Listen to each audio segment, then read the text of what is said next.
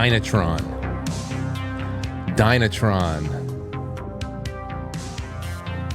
I love Dynatron. All right, ladies and gentlemen, please make yourself at home. Here we are on a Wednesday night after another grueling day at the office, which is me sitting right in this chair since God knows how. Did I walk outside today? Yes, I did. I had to make a stop with Aurora. We had to go pick up tomato salad early this morning, and I got her an egg sandwich that she likes. By the way, she's doing fine. Aurora's doing fine. Thank you guys and gals for all of the concern of the audience, and of course all the experienced parents in the audience. You really gave Lauren and I a great deal of comfort last night, because it was just crazy to see that lump just show up in 15 seconds. And I stayed up for most of the night watching her on the baby monitor just to make sure that she moved every couple of minutes, So there was that. And she woke up fine, bouncing around, doesn't have any signs of concussion. So thankfully, we created a hard head. I guess she got it from me. That's it. Yeah, Lauren has a soft head. She has a little bit more of a softer skull. She got the gabadost, got the hard head from me. Anyway, so welcome to the show. This is going to be a good one tonight. We've got Tony Merkel coming on. Tony is the host of the Confessionals podcast. That link is in the description, theconfessionalspodcast.com. It's a show which explores the mysterious, the unexplained, and ponders how it may fill in all of the gaps of our understanding, our strange earthly home over here. And it's very, very popular podcast, and it only continues to grow because he does so many wonderful he has so many wonderful ventures, especially in filmmaking outside of the show, that is interview based on the paranormal. We're going to be talking about UFO disclosure patterns in the media tonight, abduction theories, cryptids, portals, and a few other interrelated topics. It is all interrelated because when you think about it, it really has a lot to do with the unseen world, which seems to be, enmeshed with ours, but not always visible. Well, anyway, most of the topics and most of the questions that came in tonight and made it into the notes came from the audience. So it's going to be for you guys. It's going to be from you guys. Thank you guys for helping me produce the show tonight. Thank you, Blue Monster Prep, for sponsoring the show. As always, many people still get in touch with me. Said, Frank, thank you so much for bringing on people like Blue Monster Prep. They're wonderful people. They're parts of the audience. And there's plenty of you out there, thousands of you out there, who have already stocked up things in their homes, their fallback locations. They got new first aid cabinets, new first aid kits, everything. The radios, the solar power. That's one thing I still have to do, is the solar power. But that's... who the hell knows where it all goes, right? As long as you got a little bit to eat, as long as you can plug a sucking chest wound. I don't know how long you can do that for. Plug me. Anyway, there's that. BlueMonsterPrep.com.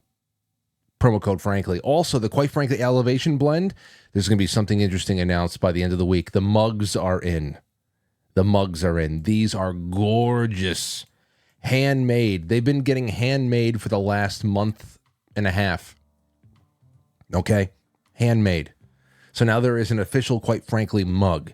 There was a variety a couple of months ago. Well, no more variety. Now it's the official Quite Frankly mug, and it is so beautiful looking. And I'll tell you all about that soon. All right. Let me see here. That's all I got for you. So let's just jump into some grab bag. That's what I want. The grab bag. Oh, hold on. There you go. Let me get this. And boom. That's what we're listening to right now. Espresso del Lago, Falling Man. It's a chill song that I've loved for many years. I loved a lot more than this woman loved her date, who she stabbed 100 times to death. This is from the Daily Mail. Although you wouldn't know it because it's buried under ads. Woman, 33 years old. There's that 33 number again. I'm sure people like Tony pay very, very special attention to that. Woman 33 who stabbed her date 100 times in a, listen to this, a cannabis-induced frenzy. I don't know about you, ladies and gentlemen, but it has been getting harder and harder for me to resist weed-induced desire to kill the last couple of years. That's why I've been smoking less, because the desire to stab people hundreds of times has been getting a little bit harder and harder to ignore. Weed-induced frenzy is sentenced to, get this, 100 hours of community service. Stabbed a man to death 100 times. And she gets 100 hours of community service as a judge says that she had no control over her actions after cannabis caused a psychotic break. Her date, another 33-year-old, his name is Brian, was killed. Oh, wait, no, that's her. Bryn. Oh, gosh. Spectre. Killed Chad O'Melia, then 26, after hitting a bong. She took a bong rip and then she stabbed him 100 times. This is just incredible. The victim's family cried when the verdict was given and warned that it gave everyone who smokes marijuana in this state a license to kill. How this is being made about... This is ridiculous. Almost as ridiculous as the sentence. That is 1 hour of community service per stab wound. So I guess you can't say that they went easy on her. An hour per... It should have been a year per stab wound. Damn patriarchy, I swear. But that's just incredible. And what the hell is his issue? Was he ambushed? Was he on a couch? I couldn't find anything. Was he on a couch? Was he not facing her? How did she rip off 100 stab wounds without having anything? I don't know.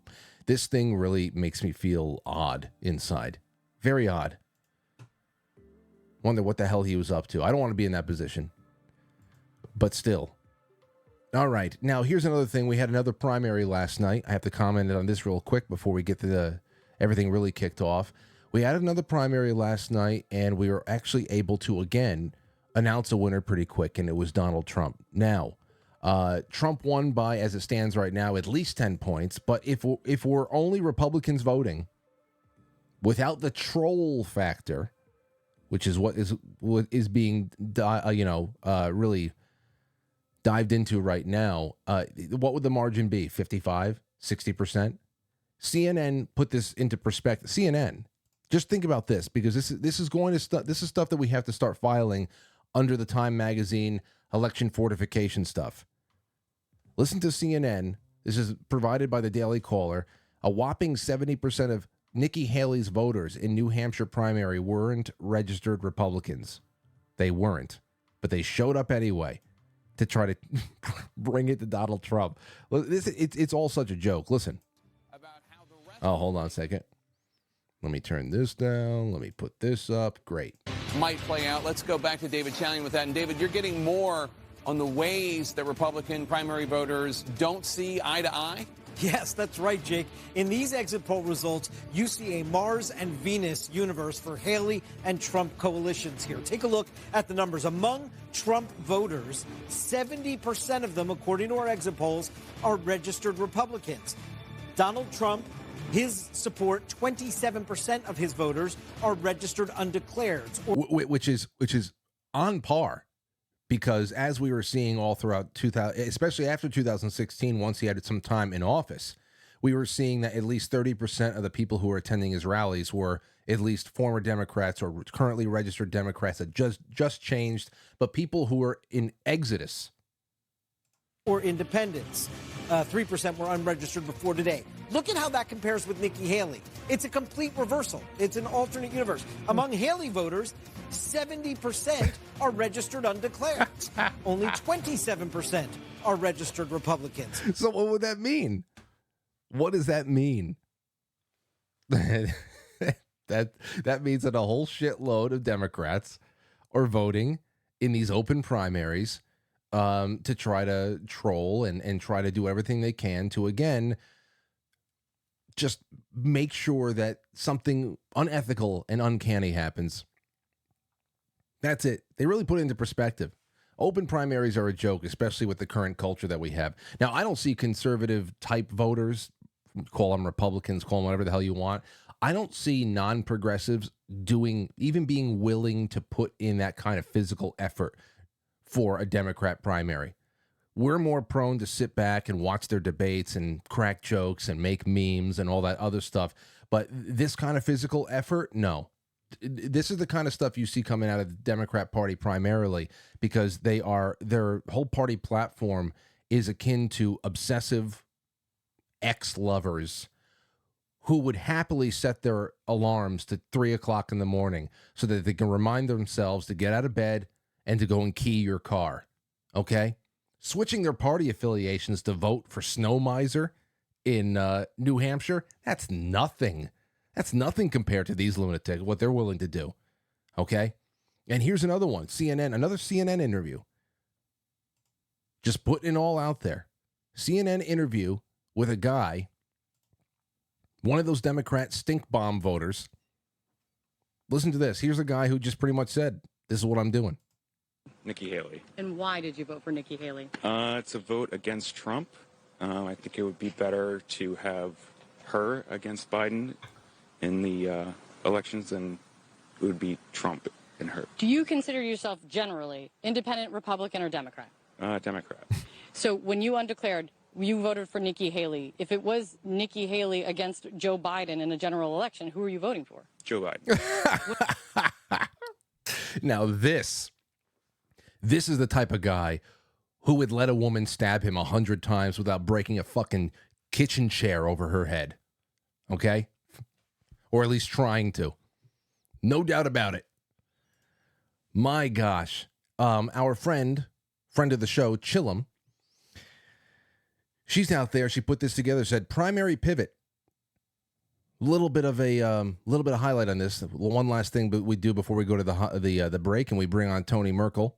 Primary pivot has already moved over 3,500 Democrats to undeclared status in just under 1 week before New Hampshire, so they can vote for Nikki Haley and stop Donald Trump. This was on January 19th. All right? Just wanted to put that out there, just so you know how much of a joke this all is. So you can add this to the Time Magazine election fortification pile. It is just romanticizing this coalition of government and media and the corporate world and grassroots activism, which is the only anything but organic, just to make sure that elections are fair by ensuring that only one side is capable of winning. That's just what it is. That's why it's being covered so proudly on CNN. It normalizes unethical behavior that is most certainly a precursor to criminal behavior come the fall. All right? You say, okay, well, there's nothing criminal about undeclaring yourself and then going and, voting in an open primary or whatever the hell. Nothing criminal about it. Certainly unethical. So people who do this are not only fine with cheating, but they're actually convinced of the nobility of cheating. Just want to say it's all a joke, and these people are psychopaths. We'll be right back with Tony Merkel. Enjoy the show. I know it's going to be a good one. BRB. I refuse to go along with this, and I'm seeing through all of your lies, Barack Obama, you wicked, wicked devil!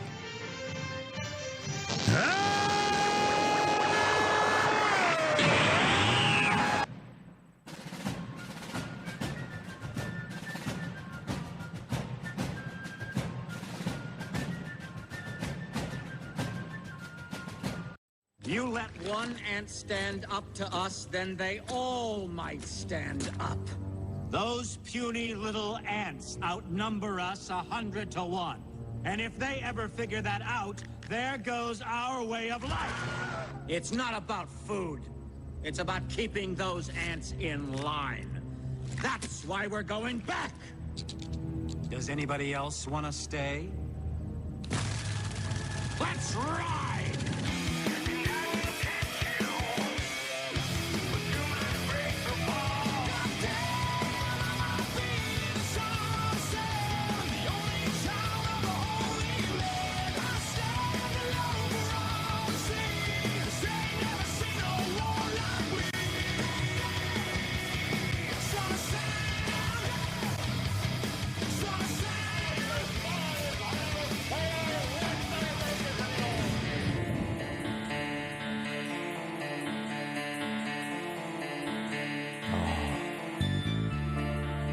Hello.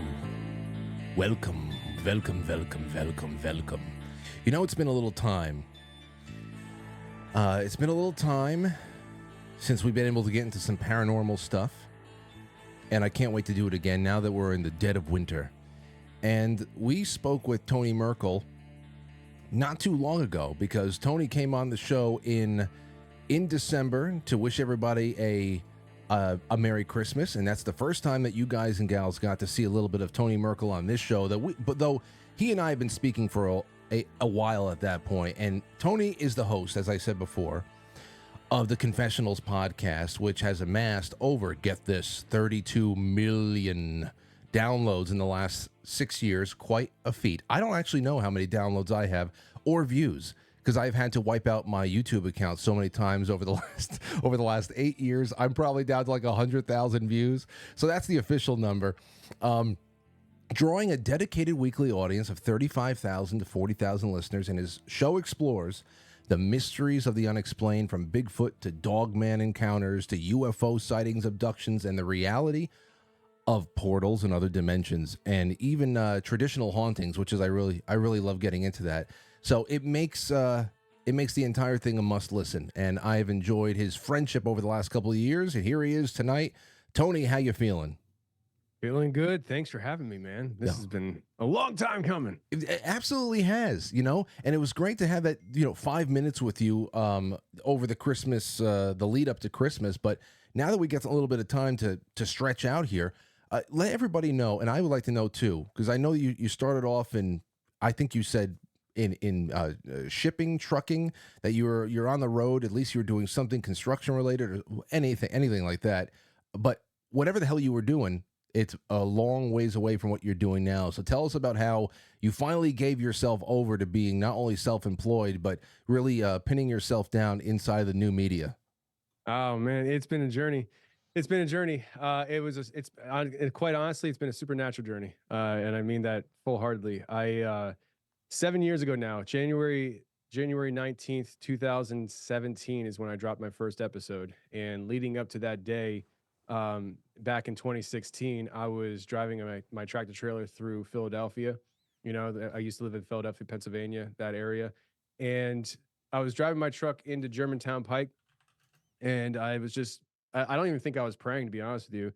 I just felt the Holy Spirit speak to me and tell me that I was going to be a podcaster and that I was going to work alongside of Wes Germer from Sasquatch Chronicles, which is a very large podcast. And I never talked to Wes. I didn't know him. I knew his podcast, but as far as Wes goes, I didn't know him. And per my tradition and habit, I went home that night and I just told my wife, I said, hey, I feel like God's telling me this, and I just want to let you know because you're my witness. Because usually it happens. So like when I would feel like God's telling me something, it would happen. And so I got in the habit of telling my wife, just so that she's the second person to witness it. So it's not just me saying it. And about a month later, I was back in my tractor trailer into a dock at work. I was getting ready to go home for the night. It was about 8:30, I'd say, 8:30. And I get a Facebook Messenger phone call, and it's from Wes Germer. And I'm like, what the heck? And you guys did not know each other prior to in any way, shape, or form?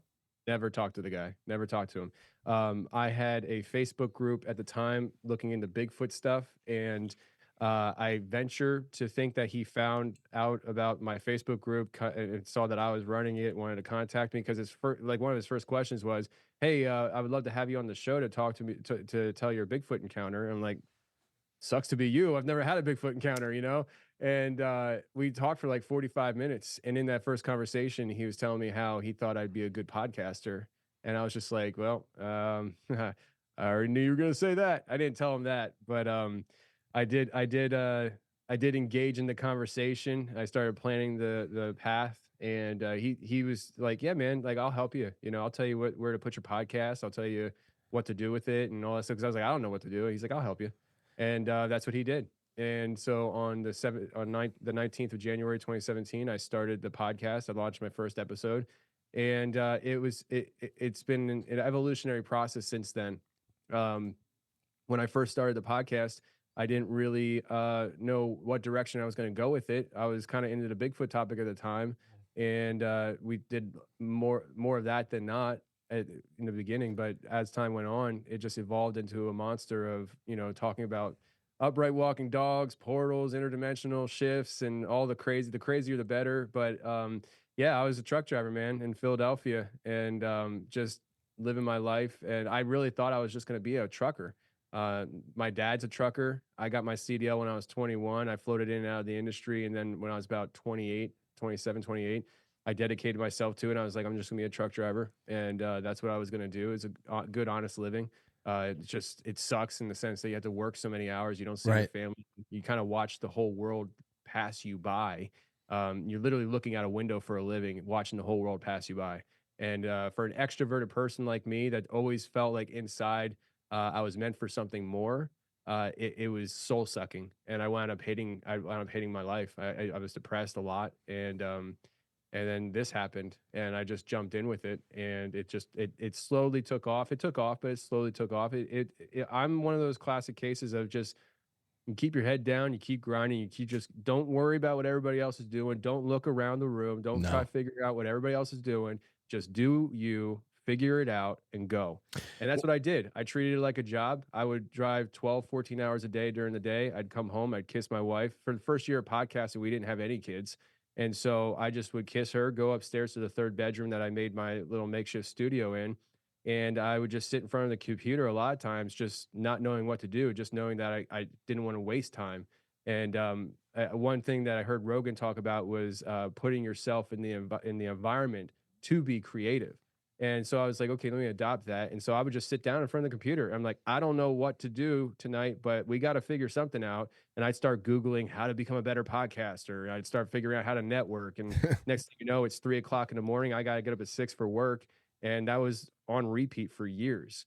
And you just keep grinding at it. And it's not pretty, but it got me out of trucking, which is great. Well, it's crazy because it everybody can take different routes, but you have to go through the same trials, especially if you're in anything like this, a broadcast business, or if you're presenting a program of any kind to somebody. It's I really appreciate that idea of creating a place that you can be creative, and that's number one. But I love how you got the focus thing down, because I can see how you can feel a little bit more to be in tune like that, to be able to get anything from what you believe or what you know is divine intervention. I really enjoyed that part of your story, to be able to know that God is communicating with you, and to be able to go home and communicate that with your wife and have it be an act of witnessing something. Is that something that has always been very important for you guys? Has religion and faith been a big part of your life, or is that something that has cropped up in adulthood?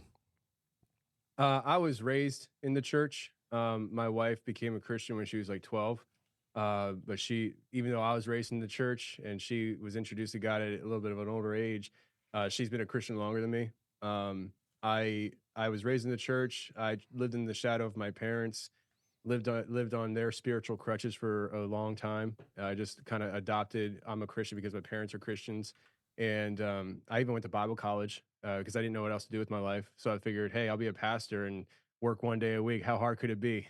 And I absolutely hated it. I wound up dropping out, and just kind of floated around in my adult life. In the we got married at 21. I'm 38 now. But like I just kind of worked on cars, floated around with different entrepreneurial endeavors, in and out of driving trucks and commercial vehicles. And I got to a point where a friend of mine, and um, I just want to say, feel free to cut me off if I go too long for you here. But I I got to a point where a friend of mine said that he was a college basketball coach, and he got me into coaching. And so I started coaching college basketball for junk money. And in that period of time, I got really in shape, and I started working out a lot and started feeling myself a little too much. And I got involved with women that I shouldn't have been involved with, and I turned my back on any kind of want with my faith, and was trying to purposely tank my marriage because I was a coward, and I didn't want to divorce my wife because then I was in the wrong. So I was trying to get her to divorce me. I was a mess for years, and And then I had a radical experience at a funeral one day, and I walked out of that church a changed person. I had a one-on-one encounter with God, and ever since then, you can't tell me there's not a God, and you can't tell me anything. You can't shake me off of it. Like you could present the most sound, theologically, philosophically driven argument that God doesn't exist, Jesus Christ isn't the Son of God. You're not going to shake me on it. I'll just be a grumpy old man that's like, no, you're not changing my mind on it. I know what I've experienced, and it's come true so many times. And so through that process, of just finally for the first time in my life leaning into God and really wanting to understand my maker, knowing that I'm never going to truly fully understand him. He's omnipotent. He's too big for me to fathom. I wanted to try, and I would just dive deeper and deeper into the word. And through that process, I started hearing the Holy Spirit, and I didn't really recognize it at first as the Holy Spirit. It took a time where I was driving truck, and I felt like I feel like I should invite my boss, my terminal manager, to church for Easter Sunday. I was like, I ain't doing that. Like, if I invite him and he says no, it's kind of awkward. So I didn't invite him. And and then the following week after Easter, I was talking to another driver at work who was a Christian, and he's like, "Yeah, our boss Jason, he's been looking for a church to go to." And right there, it just like clicked in my head. I was like, when I feel that inside, that's the Holy Spirit. It was like I had to go through that process of discovery. And once I learned how to hear the Holy Spirit and recognize when the Holy Spirit was speaking to me, all bets were off. And I just as stubborn as I am in my faith in Christ, when I felt like the Holy Spirit was speaking to me, when I had that happen, whenever I would have that happen, I was just like, it's going to happen. Synchronicity goes off the charts when you get into that zone, and when you're in that presence, and you bring yourself there. And whatever that source, a lot of people, they spend a lot of time trying to customize the way that they describe it. But it really always comes back to the same thing for me. And I'm on the same page as you. And I really appreciate that, to be able to contemplate where life takes you. I think about where I was 10 years ago, even just 10 years ago, and that is 7 years before my daughter was born. And that no matter how many life changes goes on in your life, then there is just like BC and AD is before child and after child. Yeah. I mean, everything changes again there. So to hear that about where you were before and where you are now, it's miraculous, and I'm totally down with it. And I was going to ask you about your own paranormal experiences, but you already said I didn't have a Bigfoot experience.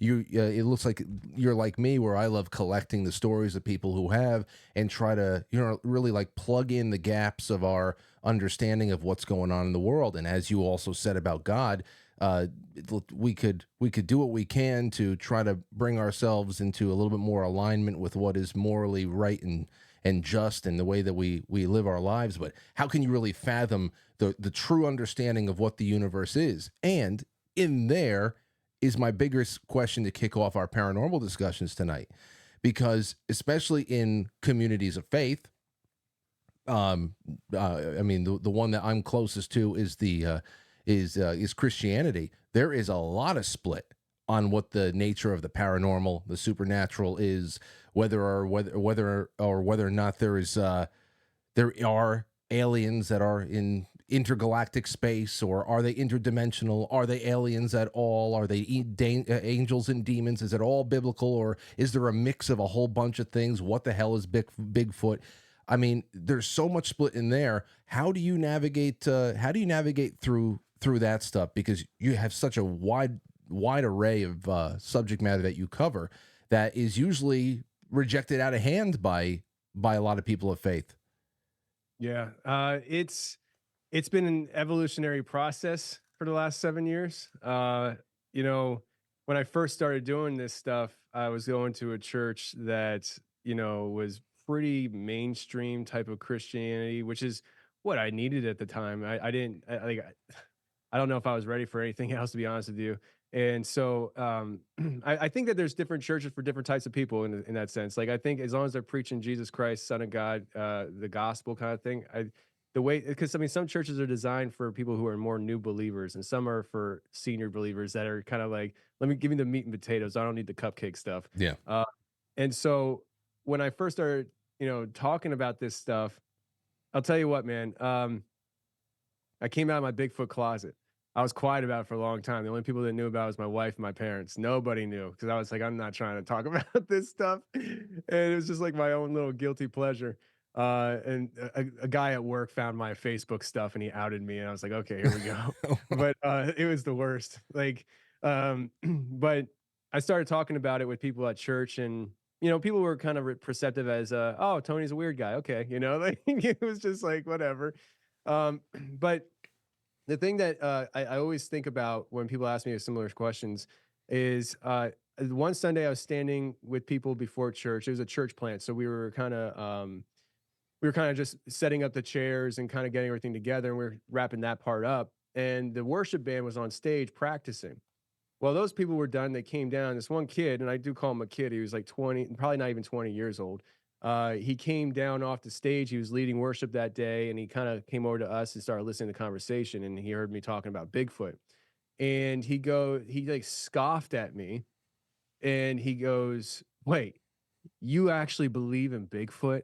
And the way I can't even say it the way he said it. It was so condescending. Yeah. And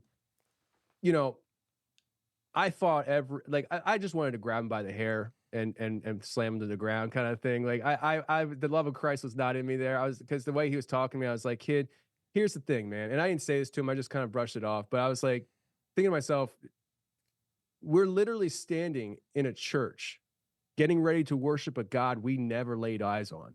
And the reason why we say we believe he exists is because we say we feel him in our heart and we read about him in a book. And you're telling me I'm crazy because people say they see an upright walking hairy creature out in the woods, which resembles something like a gorilla, only a little bigger. And we also know Gigantopithecus actually existed in recent history.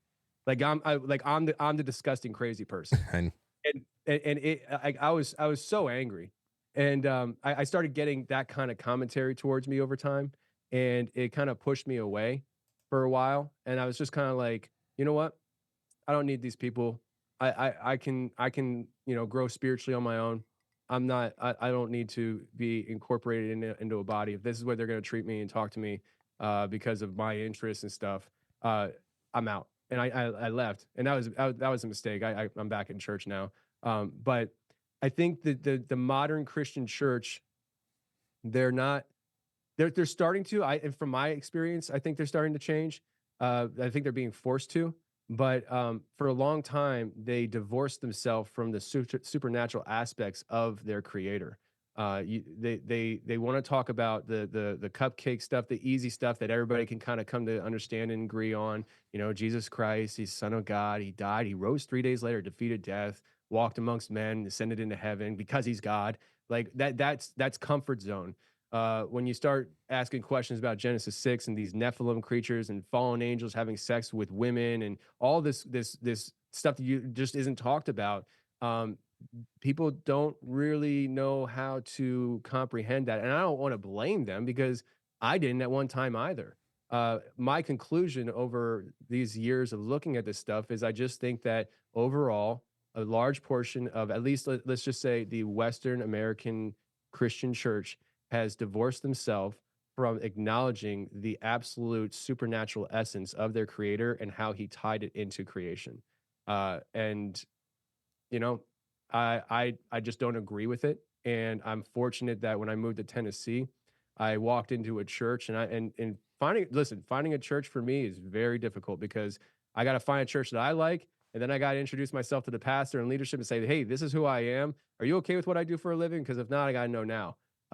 I walked into the church and this lady starts showing me around. I walked into the sanctuary and this guy comes walking over to me, shakes my hand, and he says, hi, I'm Jerry. I'm the pastor of the church. And I said, hi, I'm Tony Merkel. This is my family. And he goes, I thought that was you. I subscribed to your YouTube channel. I was like, all right, I'm home. We're good. I'm home. We're good. I found it. So, yeah, I mean, I don't even know if I answered your question there, but yeah, I think that it answered. You answered it very well. It's one of those things that I see happening a lot there too, where you're saying that people are being forced to face this stuff now.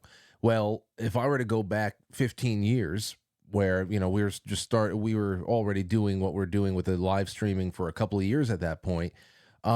It really came down to, especially when we were talking about UFOs or the idea of something in the sky that is of non-human origin or anything like that. You would get people say, yeah, I believe it. I think that probability is on our side, that in a universe this large, that we're not the only organic carbon-based life forms that have had the divine breath breathed into them, or that we were the first, or whatever the hell else. And then there is secret space programs. Where did that come from? All this other stuff. There was a lot less consideration. A lot more people were just checked out. And then to your point about especially people of faith or churches or congregations being made to face that there is something going on that has either been hidden from us or is now just being revealed through one method or another in the skies and elsewhere, that there's something going on up there, but it must be demons or it must be aliens or angels and nothing in between. So just the fact that the goalposts have been moved to, well, it's just demons and angels out there in their celestial vehicles doing their thing, and it's remnant technology from the biblical the battles of Genesis and all that. It's interesting to see those goalposts just getting moved to where now it's being acknowledged, and we're going through all of the explanations that really just make people comfortable, keep them in that comfort zone, the cupcake zone, as you said before.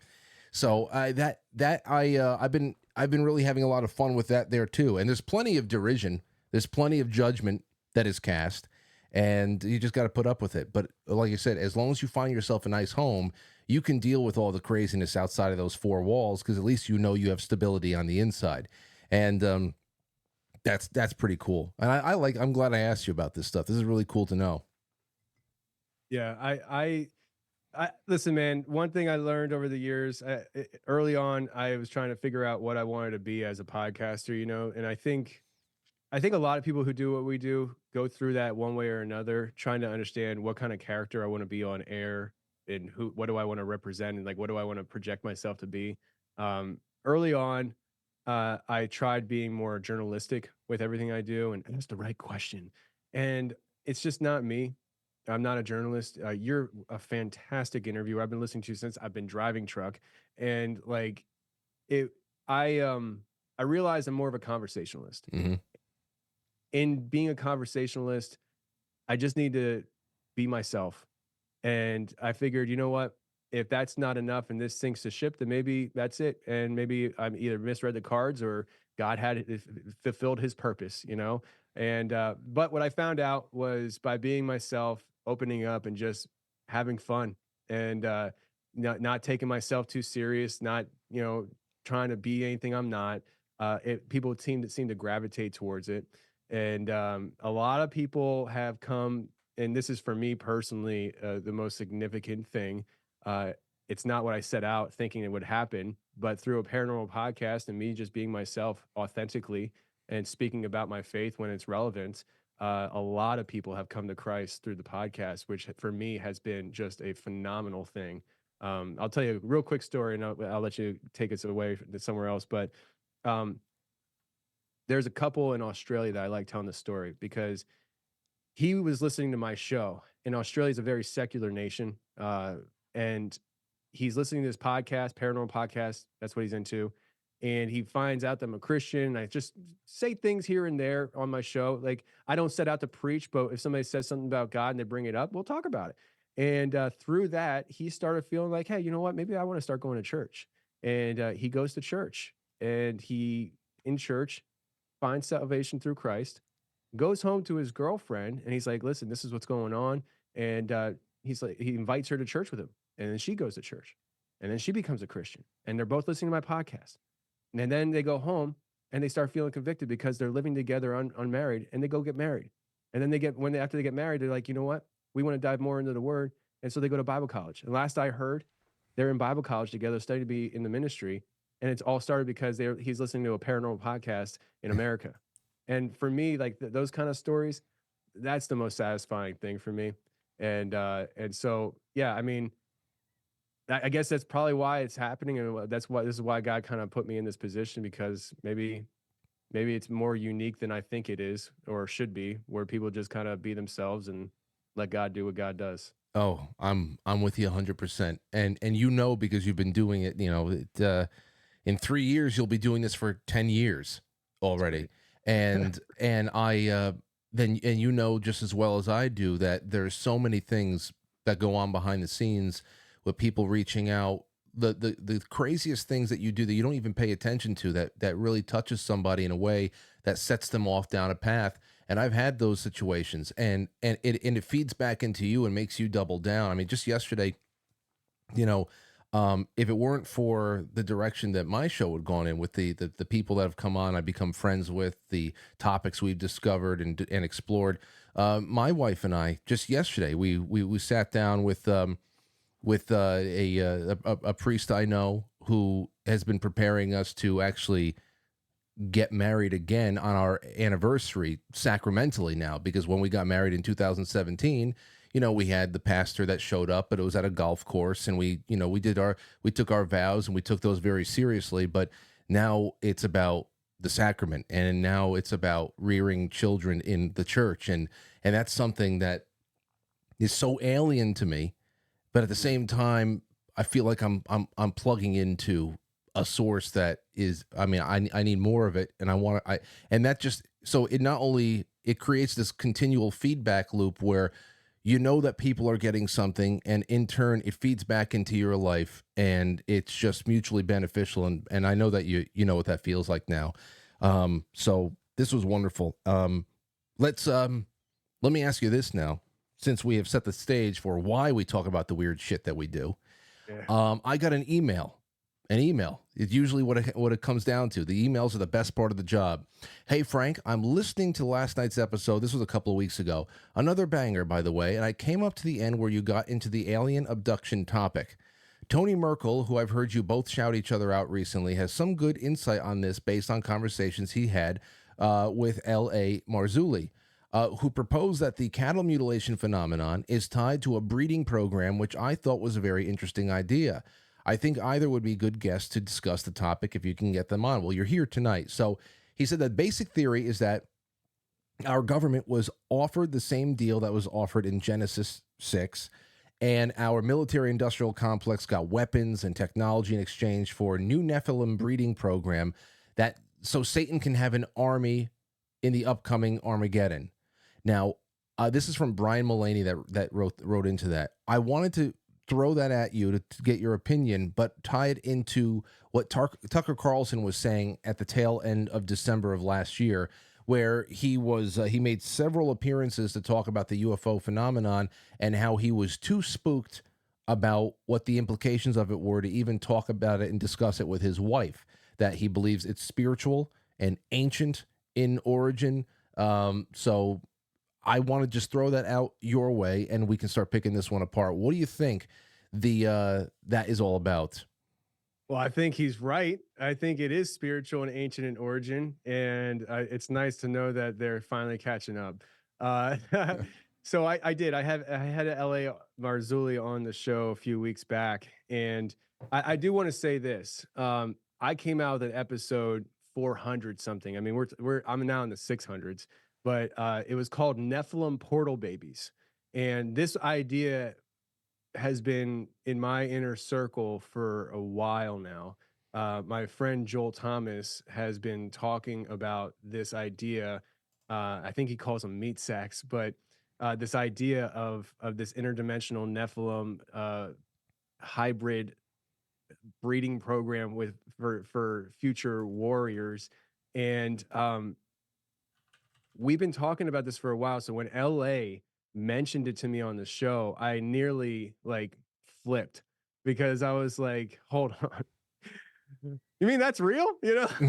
It's like, it was like, hold on a second. Cause sometimes I'm on the show and we just I'm telling you, man, I just let it rip. I'm just like, the weirder, the better. Let's see how weird we can make this conversation. And through these conversations, though, we start getting a foundation as to what we think might be going on here. So to go back to your guest that emailed in, LA came on the show, and the gist of the show was that he believes, I think he fell short of saying that, he knows, but he strongly believes, and I agree with him, that there is much more deeper, darker, sinister things happening with cattle mutilations than just some kind of weird phenomenon that's sucking the blood out of these animals. Like, I mean, if you think about probably the most popular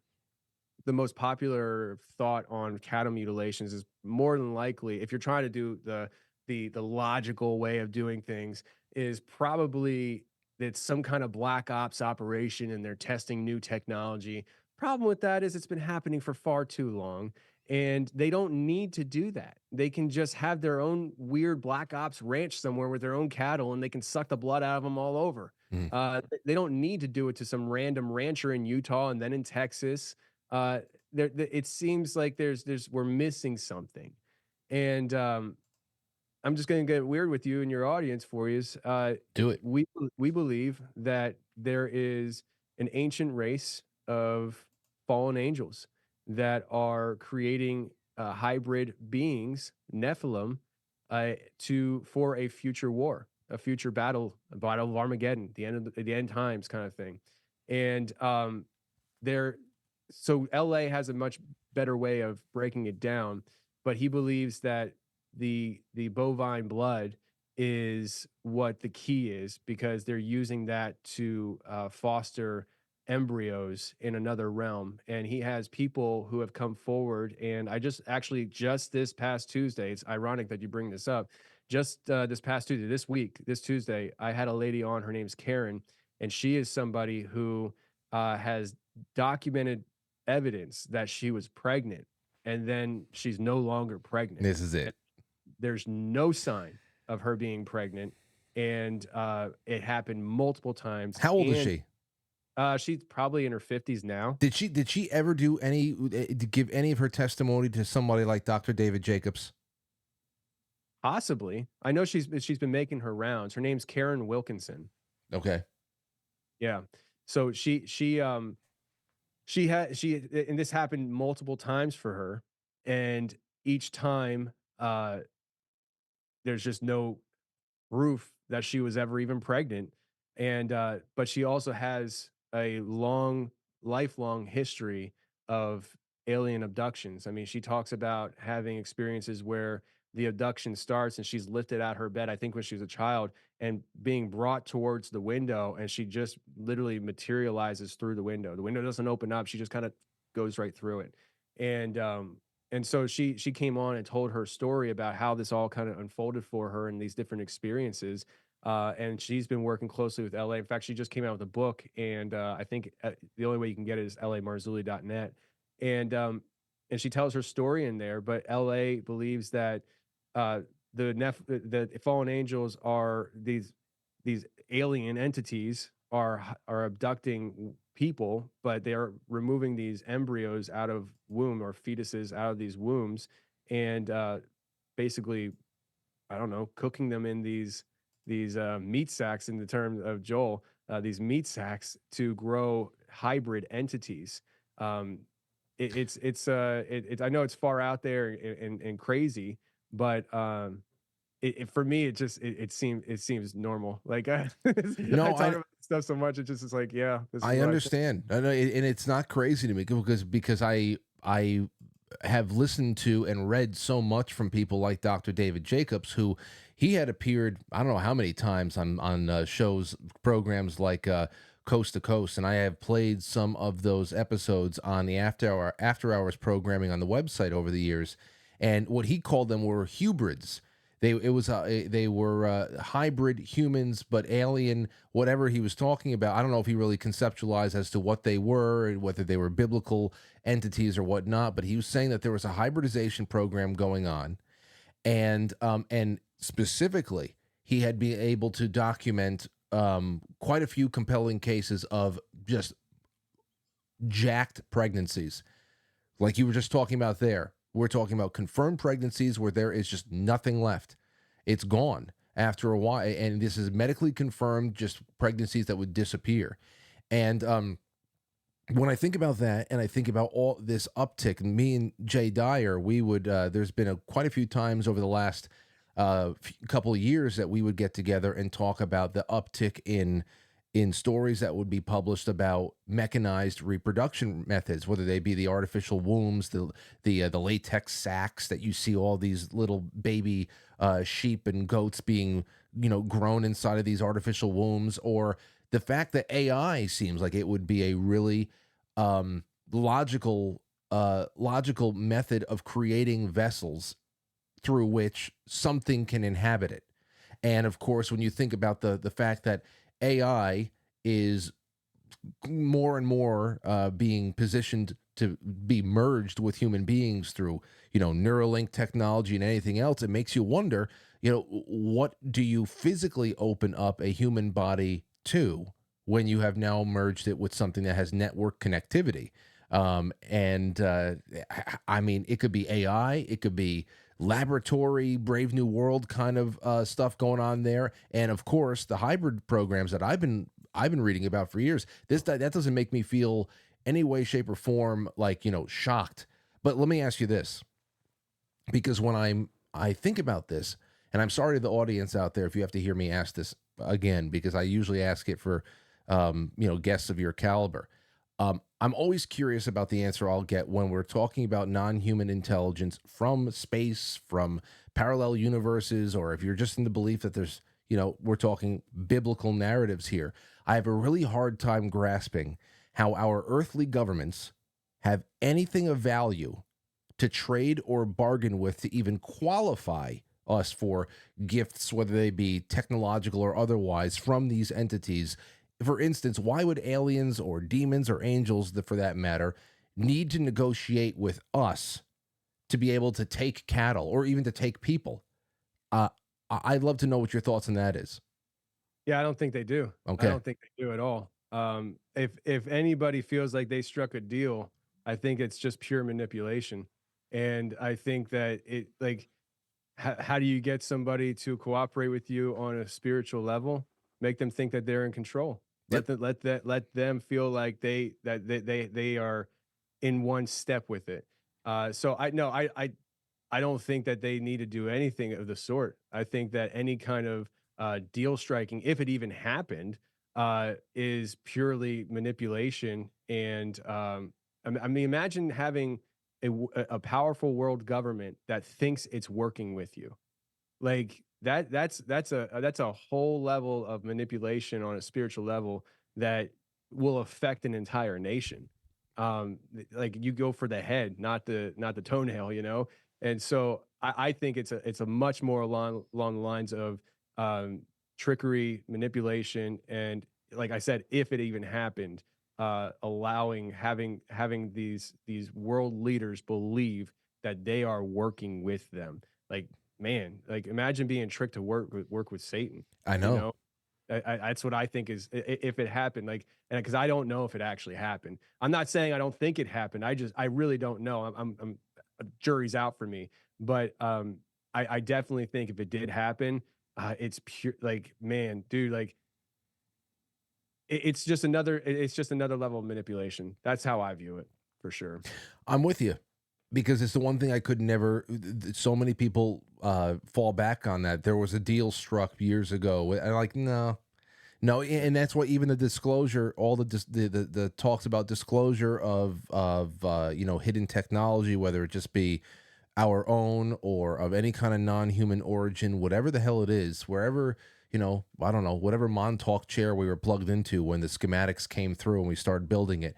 I don't know how anybody could look at this and say, "Oh well, we've been striking deals with people. They're going to give us technology. We're going to give them." That's ridiculous. That's ridiculous. And the other thing there too is, oh well, we just want disclosure. We want disclosure. It's like, are you serious? You think that if there really is something that is, let's just talk about the idea of intergalactic space alien neighbors of ours. if they are coming here, they are at least 1,000,000 years ahead of us in development. You think that an earthly media complex is going to be able to keep us from learning about them if they want to be seen? That's why I always come back to, I said, unless the entities are at the top of the hierarchy over here in this world, like someone like David Icke would suggest or anything like that, and the abductions and the disclosure phenomena is all just mind games to keep people rejecting everything. That is the only thing that makes sense, that the so-called aliens are in control, that there is no negotiating with them. And it has to be something like that if it's something at all. No, yeah, I absolutely agree. I think that I think we're pretty easily manipulated. I've seen that a lot. Just even in my own experiences, my own experiences with people, uh, with my show. I've been manipulated on my show. I've caught people lying to me, and to think that if you take that just that simple idea and you kind of blow it up as a whole, I think humanity is easily manipulatable because we have something that I think is deeply rooted in us that we want to be gods. We want to be in control. We want to be in charge. We want to be the apex. And so when you can't be, but there's a third party involved that will wants to make you believe you can be, it's very easy to just kind of fall hook, line, and sinker for that kind of thing.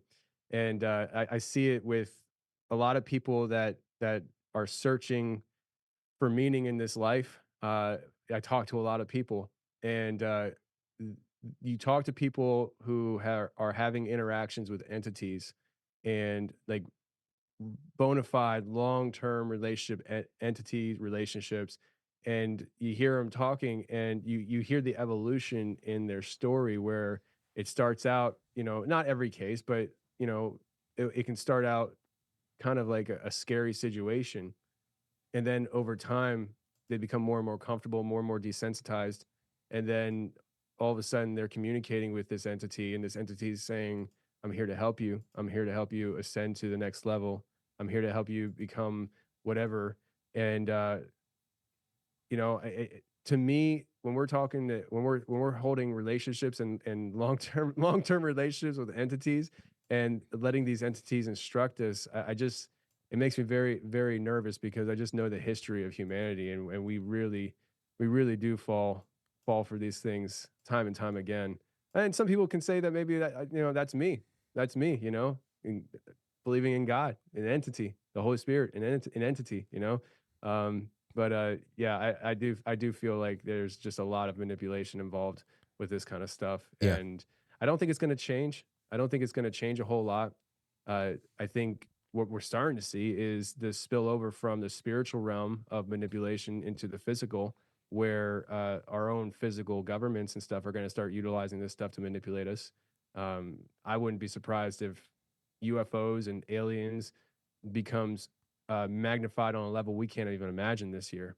I think it's going to be used to their advantage, and whether it's real or not, I think that they could just spin it. So I mean, there could be definitely um, situations where things are actually happening and they're talking about it and stuff, but they could also be making up situations. I mean, I've talked to people who years ago, I think it was 2019, I had a guy on my show who had an experience where he was in our military and he was sent on a, a mission. I don't know if it's I don't want to say it was a secret mission, but he basically was part of a team of people. Everybody had their job, and the scientists that he went out with, he's worked with before. His job was to collect data, and usually they would go out and do their job and come back, and it was just nothing out of the ordinary other than what they do.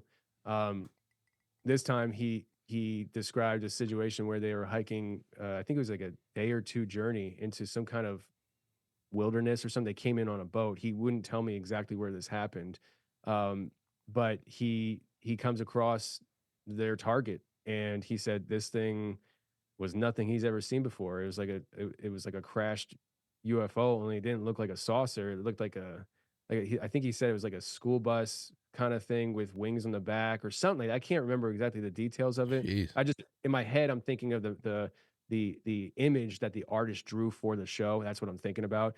But he said it was cold to touch, and the environment they were in was very hot. He said, but this object was cold to touch, and they got inside of it, and he starts collecting data, and well, he doesn't start collecting. He goes to attempt to start collecting data off this computer system, and it's covered in a language that he doesn't recognize, and he's going through his books trying to figure out what this thing is. And one of the scientists came over to him and said, "You're not going to find that language in there. Just get your stuff together. We got to get out of here." And he kind of just shrugged the guy off, and he's like, "No, whatever." And he keeps looking, and the scientist doubled down and slammed his hand on the book. And he's like, "Listen, you're not going to find that in there. Get your stuff together. We need to get out of here." And he's like, "What are you talking about?" And he goes, that's Enochian language." And he's like, "What's that?" And he's like, "It's a demon language. Get your stuff. We're getting out of here." And so they got their stuff together. They used thermite, destroyed the craft, made their journey back. He talked about going through time warps, and I wasn't thinking like this back then, but nowadays I would venture to say dimensional shifts. Something was happening to him in real time that was not just this physical realm. And it scared him so bad that when he got out of the military, he left the country, and he still is in a different country. Like when I call him and stuff, he's hours ahead of me. And when I broadcast that show, it went pretty big, and he wound up getting visited by our government. And he got a lawyer, and the lawyer came with him to the meeting because the local police came to him and said that, you're being requested to come down to whatever precinct or whatever. And I forget all the details, but I remember him lawyering up, and they were asking him questions, but they couldn't really openly speak because he was in front. They had the lawyer there with him, but they were asking him questions like, do you ever plan on doing anything to harm the United States? And he's like, no. And that's all they ever bothered him. But it was after the episode aired, and now like that back then, like people were debating like this guy's lying and blah blah blah, and maybe people still do. I don't know. I don't read the comment sections. But nowadays, with everything that's coming out and stuff, it seems like everything that they're talking about is just confirming what my guest had said he experienced. So what is that? I mean, it was a physical craft that he went on, but it had Enochian language on it. Scientist says it was a demon language. It seems like we're dealing with something. Is that what we're talking about? Like John D. The Enochian goes back to. Didn't John D. Lay out this and try to transcribe it? Yeah, I don't know much about that. In fact, it's all alchemy and stuff like that. But yeah, I understand what you're saying. Tony, you because I have to take a break and go on intermission. I knew that this would be one of those things where we can probably go talk for another 3 hours. So this is going to take up the full 2 hours tonight. But I gotta say, and everybody please come and follow us over to pill.net or quitefrankly.tv. It's 2 clicks. Don't miss out on this live show. But Tony, I cannot wait until you tell me when you start watching Twin Peaks, and I'll start watching it along with you, because. Okay. To think about the other aspect of this, where you have a meddling government, meddling with technology. In Twin Peaks, David Lynch starts going into the birth of the atomic age, and how there was some kind of a rip in space-time. There was a doorway, a portal that's opened, that entities with mixed intentions, both good and bad, are suddenly spilling over into where we are right here. And we, in our still very we think that we're at the top of the food chain over here, but in the greater scheme of things, we're very, very, very primitive, and we're really just at the mercy of whatever their intentions are. And I'm telling you, man, it's going to add a lot of what-ifery for you in your work. So, ladies and gentlemen, please, Tony, I'm going to put you on mute for a couple of minutes. It'll only be about 2.5 minutes, and we'll be right back with you. Ladies and gentlemen, you know what to do right now. Follow us over to pill.net or quitefrankly.tv. It's a couple of clicks. There's no paywall, nothing like that. And we will definitely premiere this over the weekend on the YouTube fully without any interruptions, things like that. And then there's going to be, it'll be archived all over the place, including podcasts. It's going as well as I thought it would, and even better. And there's so much more to do. Follow us. I'll be there waiting for y'all. Be right back. The rest of the show is available exclusively at pilled.net. Follow the link in the description of the episode, get signed up, it's that easy. Or head on over to quitefrankly.tv, just press play. No paywalls, no censorship, no strings attached. So head on over, quitefrankly.tv, powered by Foxhole, and pilled.net.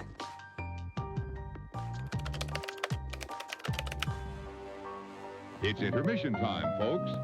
Time out to press the like button. Thank you. Ladies and gentlemen.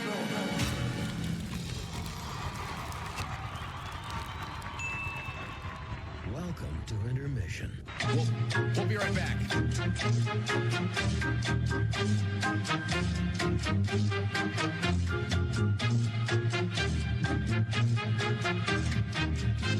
Yeah, intermission.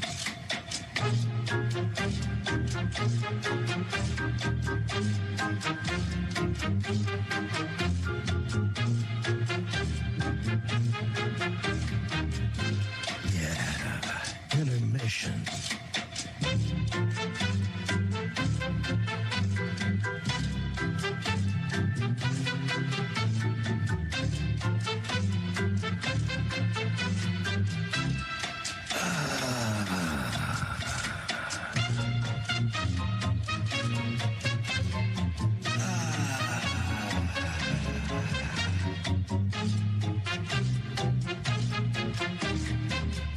We're now entering, quite frankly. Quite frankly. Quite frankly. Quite frankly. Quite frankly.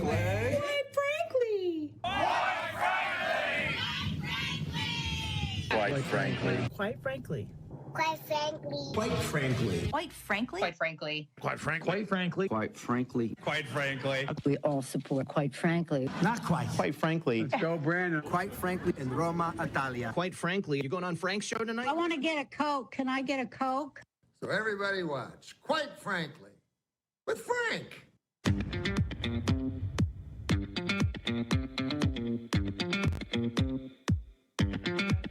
Quite frankly.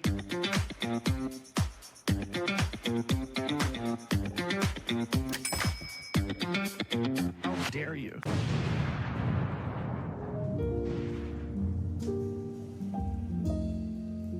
All right, ladies and gentlemen.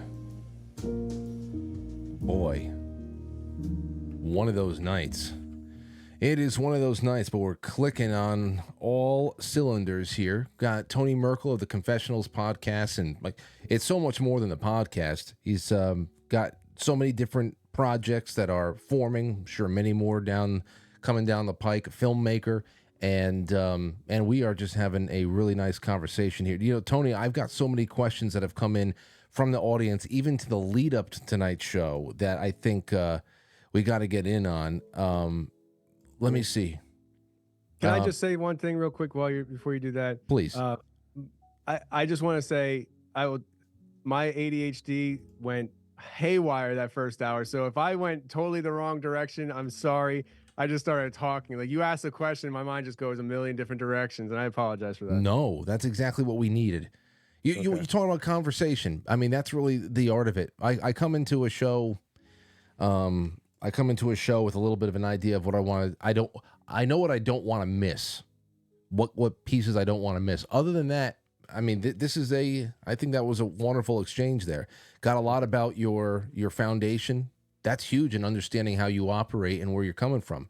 So I think a lot of people enjoy it. My wife, Lauren, just said she really related to a lot of what your story was at first as I went into the other room to grab myself a little bit more coffee. So trust me, you did well. All right. So let's see. I got some questions here from the audience. And the first one is, where the hell did it go? Okay, hold on. Taxation is Theft said, Frank, can you grill Tony on the guy that he met whose job it was to shoot things that came through the portal at the Tennessee Collider? I know he's got more info on that than what he's told us. What the hell is this he's talking about? Oh, man. So, all right. So I'll tell you what I can tell you. Okay. I live in East Tennessee. And when you talk about God stuff, I don't think it was an accident I moved here. I didn't realize how perfect East Tennessee would be for Tony Merkel. I was a political refugee. I was seeking safe haven, and I came to East Tennessee because I thought the mountains were very pretty. So I bought a house at the foothills. Every time I turn on my driveway, I see the Smoky Mountains, and it's beautiful. Um, I we came down here. We didn't know anybody. I had never been to Tennessee till I bought the house, kind of thing. I was there once or twice looking for houses. Um, and so we're new in the neighborhood, and there's a 4th of July party that we're invited to, the whole neighborhood. And so I said to my wife, and my wife's very introverted, and so she's very happy just to stay home and make it a 4-person endeavor, me, her, and the kids. And I was like, we really need to, meet the neighbors and stuff. We don't have anybody here, so it's good to know people. So we go. And because I'm extroverted, I wind up mingling around, and my wife then later yells at me for leaving her alone. But I forget what exactly I was doing, but I saw my son was playing with another kid in a play area, and there was a guy over there standing there watching the kids. And so, half dad not knowing who the guy is, and the other half wanting to get to know somebody, I go over and figured this is a good opportunity to introduce myself. And I introduced myself to this guy, and he tells me who he is, and we start talking, and he's drinking, everybody's drinking, it's 4th of July, and doing some small talk. And I don't know who asked who first, but I did wind up asking. I said, "What do you do for a living?" And he's like, "Oh, I work over at Oak Ridge." And I was like, "Really? Okay." So Oak Ridge, if anybody listening doesn't know, Oak Ridge is where they developed the atomic bomb for World War II. It's known as this. It's called the Secret City because when they were building it, none of the locals here in East Tennessee, granted it was sparsely populated, that's why they chose the area, but nobody knew they were building it until it was there. It was built up, very secretive.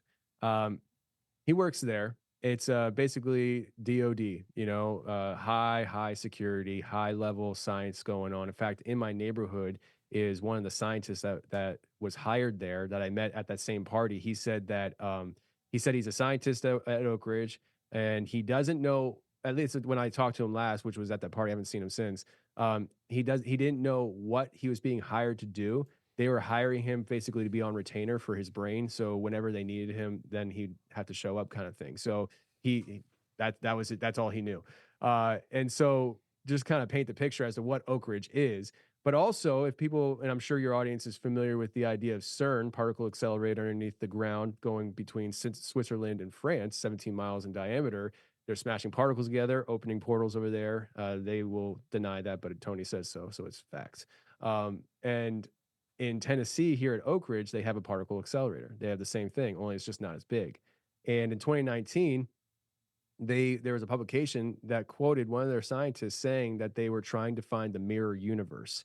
And when that publication came out, people like me were kind of talking about it and having a problem with it. And I think it kind of got away from them. And so, and I also believe it's partly revelation.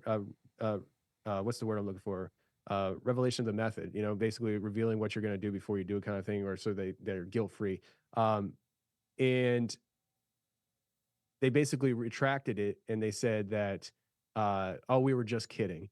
And maybe that's true, but I haven't met a funny scientist, No. and like I just don't believe it. I don't buy it, especially because of what I know is going on at CERN. You had the same device, and now you're saying that. Come on now. But all right, so I say all that, right? I meet this guy. He says he works at Oak Ridge, this place, and I'm like, really? I'm like, okay. So what do you do over there? And he's like, I'm security. I'm like, oh, okay. So what do you secure? And I'm not being paranormal Tony. I'm being Tony from the block. Like I'm just being a dude trying to get to know my neighbor. Yeah. Because I thought he was a neighbor. He was actually invited there. He doesn't live in the neighborhood. And he goes, and I said, so what are you guys guarding over there? Like I'm thinking like atomic bomb, things like that. I'm not even thinking particle accelerator. And he goes, I said something like, what are you guarding over there? And he's like, things that come out of portals. I'm hired to shoot things that come out of portals or something like that. And I was like, this guy has no idea who he's talking to. Like, he doesn't know what I do for a living. And he just says this to me. And I'm like, I'm kind of looking over my shoulder. I'm like, am I being punked? Like, do these people know who I am and they're just punking me? And I was like, really? And he goes, yep. And I'm thinking to myself, and that next thing I'm thinking is, this guy's drinking. Like he's drinking a lot. He's been waiting to get this off his chest too. He doesn't expect anybody to believe him. That's why he can say it so quickly. Right. So, at the same party, I meet his wife, and me, his wife, and my wife are all talking in the driveway. Fireworks are going off. My neighborhood loves fireworks. It was the best experience I've ever had on 4th of July. It reminded me of the Sandlot when that scene when the light, the fireworks, and that's how it felt. And I was like, I looked at my children. I just moved there in April. It's 4th of July. I looked at my kids, and they're having a good time. I was like, I made the right decision. Well, in that conversation, I get to know his wife and stuff, and she really liked us. And she's like, I really want to get to know you guys, and you know, my husband. And I told her what I do for a living, and she's like, he needs to talk to you. He just needs to get things off his chest, kind of thing, you know. And so I'm like, okay, you know, I'm already interested in her husband. I'm just like, yo, and I love these. Like I just saw him a couple weeks ago. Like they're a good couple of good friends of ours. So I started talking with him, and he just was real guarded. Afterwards about it, but I did run into him at a birthday party. In fact, I think this was my second interaction with him. I ran into him at a birthday party a few months later that we were all invited to, and he was walking downstairs to get some drinks, and we were at a venue. And I just said to him, I said it in front of his wife and stuff, and I said, hey man, like last time I saw you, we were talking, you mentioned about portals. I said, you were just kidding me, right? And he goes, oh no, I was serious. I was serious. And I was like, okay, you know. And so his wife kind of backed it up. She told me other stories. So he's one of the most I don't know if it's decorated is the right word, but he's a very skilled, recognizably skilled sniper that we had in our military. He did a lot of stuff, and I tend to be a little guarded more talking about him because I didn't realize that he would become a friend, and I didn't realize what I was touching on at the time when I first started talking about it. And I don't want him getting in trouble. But I will say this. Since that whole thing happened, I got connected with another guy at Oak Ridge, and we had dinner. With small talk. You know, I'm a content creator, and I get to know people in the area. This guy runs a gun range, and I'm into guns a lot. And so we were just talking and stuff, and we had dinner. And it wasn't until we left the restaurant, we're standing on the sidewalk, we actually got into what he does for a living, and that he actually works over at Oak Ridge, Y12, and he does security. And I brought up security to him, and I said to him, I forget how I said it to him, but I started asking the question, and he finished it for me. And he's like, yeah, portals. And I was like, are you serious? And he's like, yeah, that's what, like both of them told me they never saw a portal open up. Both of them told me that they were told the first time a portal opened up, something came through, and the sound of whatever was coming through was so terrifying, it left people running for their lives in the room. And that's what they do. They don't just guard the physical realm, but they also guard against the supernatural. So when something comes through the other side that needs to be dealt with, they're not just using, you know, shotguns. What the hell are you? I certainly hope not. They got to use like particle. They have to use like the Ghostbuster. You know, the Nephilim Blaster 2000. Seriously, it's got to be something. It can't just be a 12 gauge shotgun. Yeah. I know that they're training. So like these guys are, I mean, listen, you're not just going to go apply to be security at Oak Ridge. You have to have extensive skill and background in killing. And these guys that have that background still go through months, maybe even a year of training before they're actually on the job. Like, so I've never been able to get more details out of these guys. And that's an honest to God truth. I haven't got any more details that the juicy stuff that I know more stuff that doesn't have to do with what we're talking about, but it like literally not even on the Oak Ridge side of things. But it's crazy. I can tell you that. I mean, the only here's what I've tried breaking down in my head about this. I don't think either one of those guys are lying to me. I don't think either one of those guys are trying to punk me, because the first time I heard about it was from a guy who didn't even know who I was. And so I think the only rational thing in my head that I could try to come to think that this isn't actually real is maybe during training, they tell certain groups certain things. And that way they know if something gets out, they know which group it came from. And so maybe that's it. I don't know. But it's like I talked about it on my show probably about a year ago. And you know, they're still rocking and rolling over there. So I imagine nothing bad happens. Listen, I'm hearing this secondhand, and I believe them. So there's just something obviously that is because of my assessment of you as well, and it's crazy because I can save this for later on, but I feel there's so much strange parallel between your life and my life that's crazy. We're the same. I feel the same. Frank, I've told you that. I told you this morning when we were talking on the phone about our daughters. I've felt like that since I was driving truck. I was like, I didn't want to be that guy that reached out to somebody and said, "Hey, I feel like we could be friends." So I just never reached out to you. But that's how I swear to you, dude. Like I've known about you for longer than I've been podcasting, and I've always felt that way. Well, we're the same age. We originate from the same part of the country.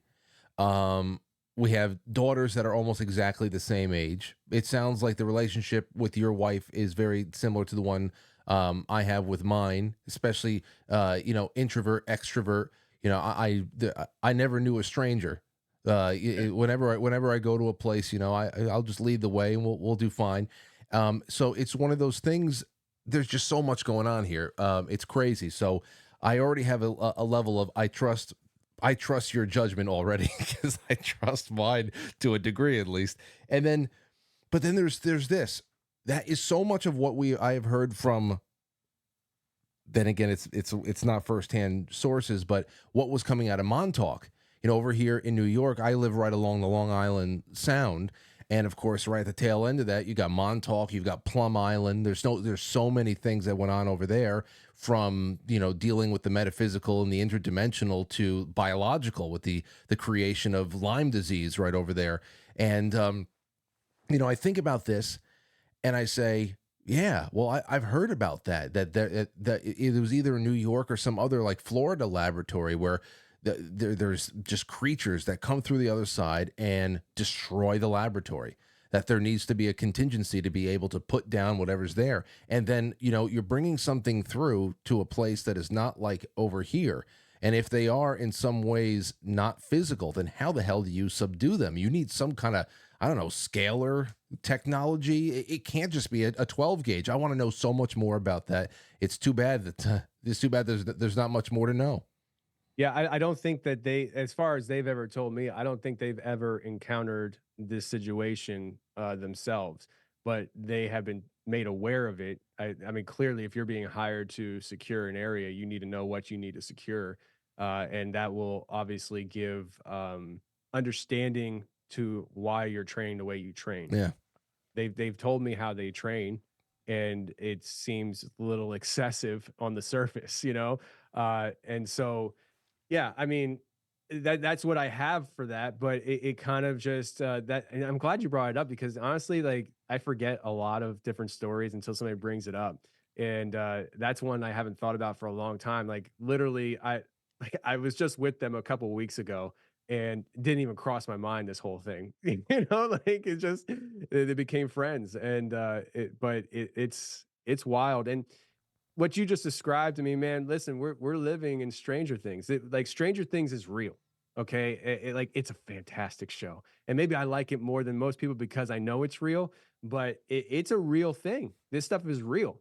And people do shift into the upside down and they find themselves in other realms and vice versa. I have theories on that as to how that works and why that is. But the fact is that there are people who have I think that there are people who have access to information, whether it's through supernatural means or given to them by somebody or an entity that comes here or whatever. They have access to information that they put into their films, into their TV shows, into their books. Stephen King is one of them. Yeah. Stephen King is absolutely one of them. And so, yeah, I mean, I just think that this is that what you're talking to me about, this portal stuff and the creatures coming through. Like, this is like right now in my life. Like I said earlier in the first hour, it's been an evolution. I started out with just Bigfoot pretty much, like this. You're catching me at the point in my life where all I actually want to, like the things that I really, really want to talk about are interdimensional beings coming through portals and how people sometimes shift there.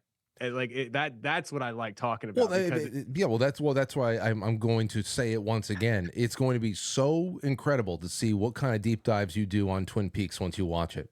Oh my God. And now let me get this out here too, because we're talking about portals, and I mean on Stranger Things, I'm sure that you saw this, but back in 2016, I remember when former United States Secretary of Energy Ernest Moniz went on that drunk Chelsea Handler show, and I think what's his name one from Dawson's Creek was on there. I forget what the hell was going on. Yeah, that dude. Yeah. Well, anyway, they're sitting around and they're asking him. They say, they spend a lot of time in this show investigating parallel universes and stuff like that. What can you say about that? Thinking that they're going to get some kind of denial or whatever. And Moniz goes on and says, well, hey, I can tell you that I've never really seen the show, but we actually do work in parallel universes. And at that point, none of the idiots on the show or the people in the audience even knew what they just heard admitted. And to that degree, none of them ever looked into people like Geordie Rose and what he said about quantum computing and the doorways that's going to open up into other universes as well. But I mean, that's all something. Those are all portals and passageways that are created in labs with high technology that may or may not be known to people like you and I. But when it comes to portals in nature, that's what I want to talk about for a little bit right here as we're cruising through the second hour. I remember a conversation I had with someone who used to spend a lot of time investigating paranormal incidents in the Southwest, specifically the desert. When you're talking about the Southwest, the deserts, the legends out there are incredible. From skinwalkers to lost Apache treasure, openings to the underworld, throne rooms for giants, probably Nephilim. But portals, that is huge. I've been told that these portals are as predictable as the opening and closing of heart valves. And I remember reading one fantastical story about a person witnessing a portal opening somewhere in the Arizona desert. And by the portal's opening was like a mixed group of like alien greys, dogmen, other cryptid types that were getting in and out of it as if they were using an elevator in a shopping mall. What kind of work have you done into that? What kind of fact patterns have you been able to build up around portal stories? Is it geographical patterns? Is it longitude and latitude? Is it only rural, dense state parks or something like that? Or is there any urban contingency in any of these stories? Give me a little bit of a crash course of what you know about these.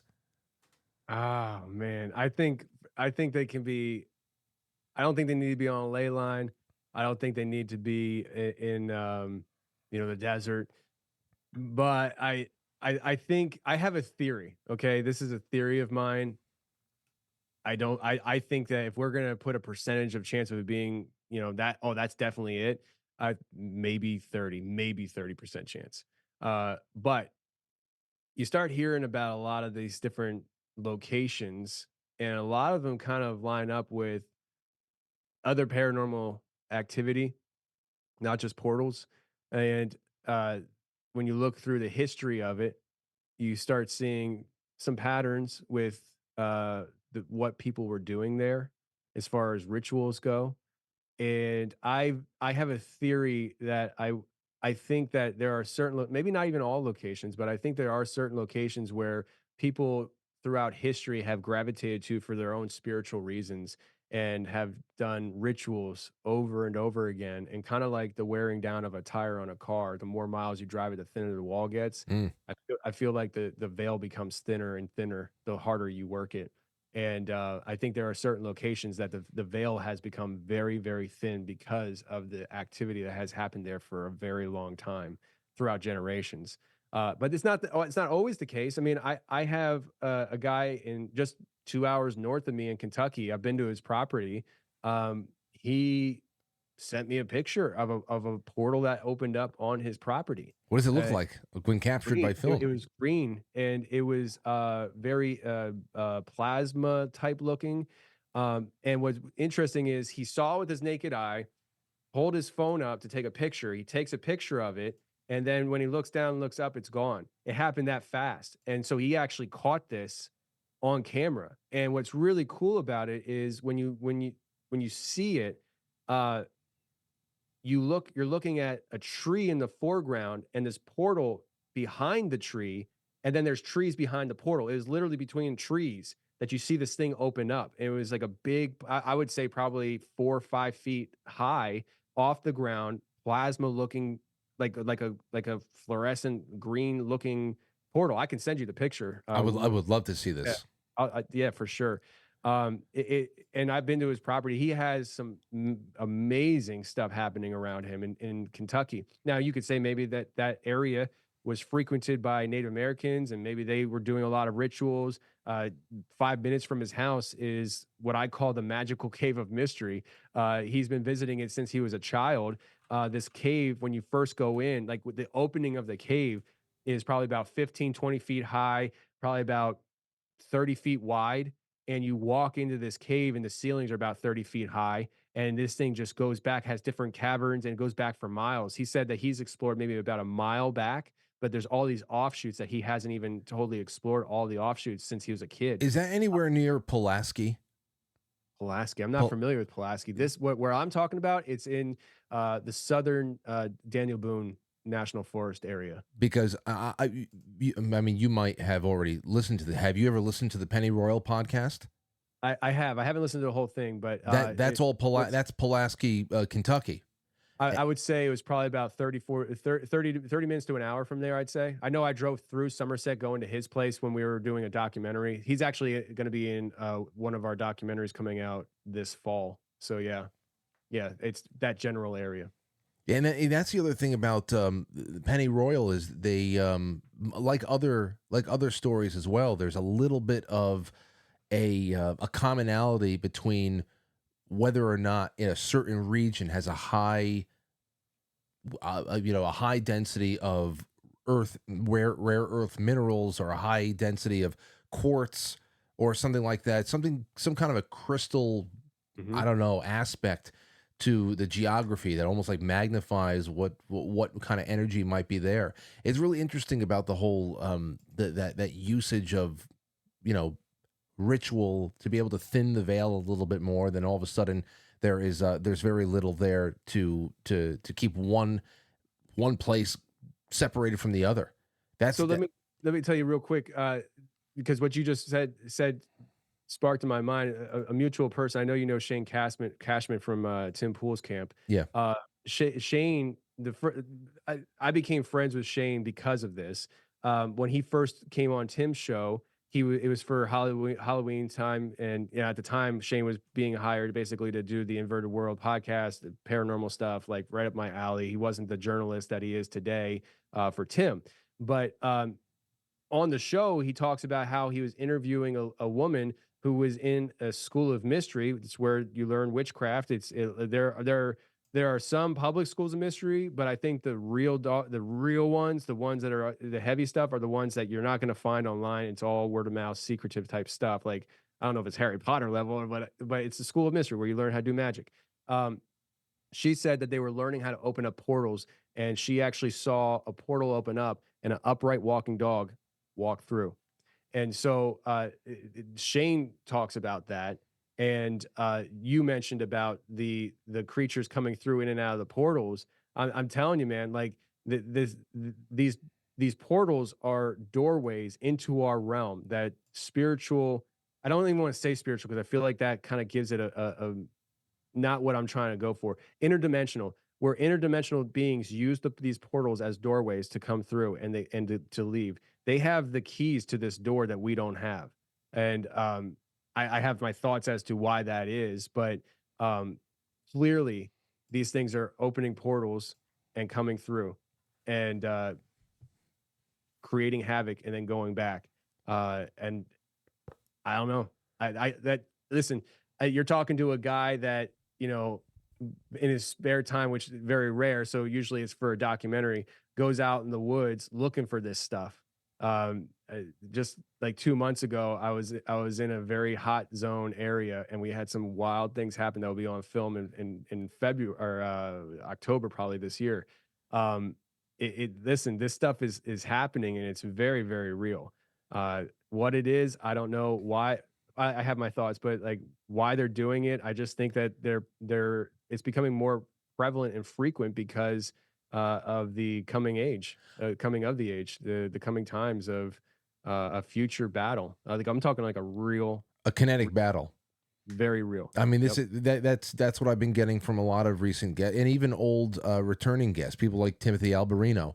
We'll get into this stuff a lot, and I started realizing first by talking to Timothy that these battles between between heaven and hell, or earth, heaven, all that stuff, they weren't in some ethereal realm where everybody is, firing angel magic at each other. I don't, when you think of a battle in heaven as a child, you're trying to imagine, okay, well, what do angels fight with? Magic swords, or there has to be something fantasy based. Yeah, are they just shooting energy at each other? Is it alakazam kind of stuff? And now the last couple of years it was like, no, Frank, we're talking about kinetic war, and that has been one hell of a pill to swallow. And when you talk about this stuff, like the opening of portals and dogmen walking in and out, I often ask myself the same question, and I don't know who the hell you can really ask other than them what they're doing, because it's like a day. It seems like they're just conducting another day in the office.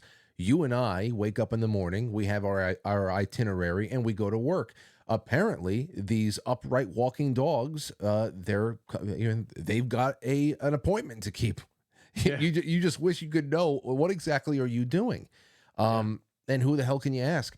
I had this came in from a Sir Shackelford on Twitter. Said, Frank, something growled at me so loudly in the woods when I was a kid that it made all the organs in my chest cavity vibrate.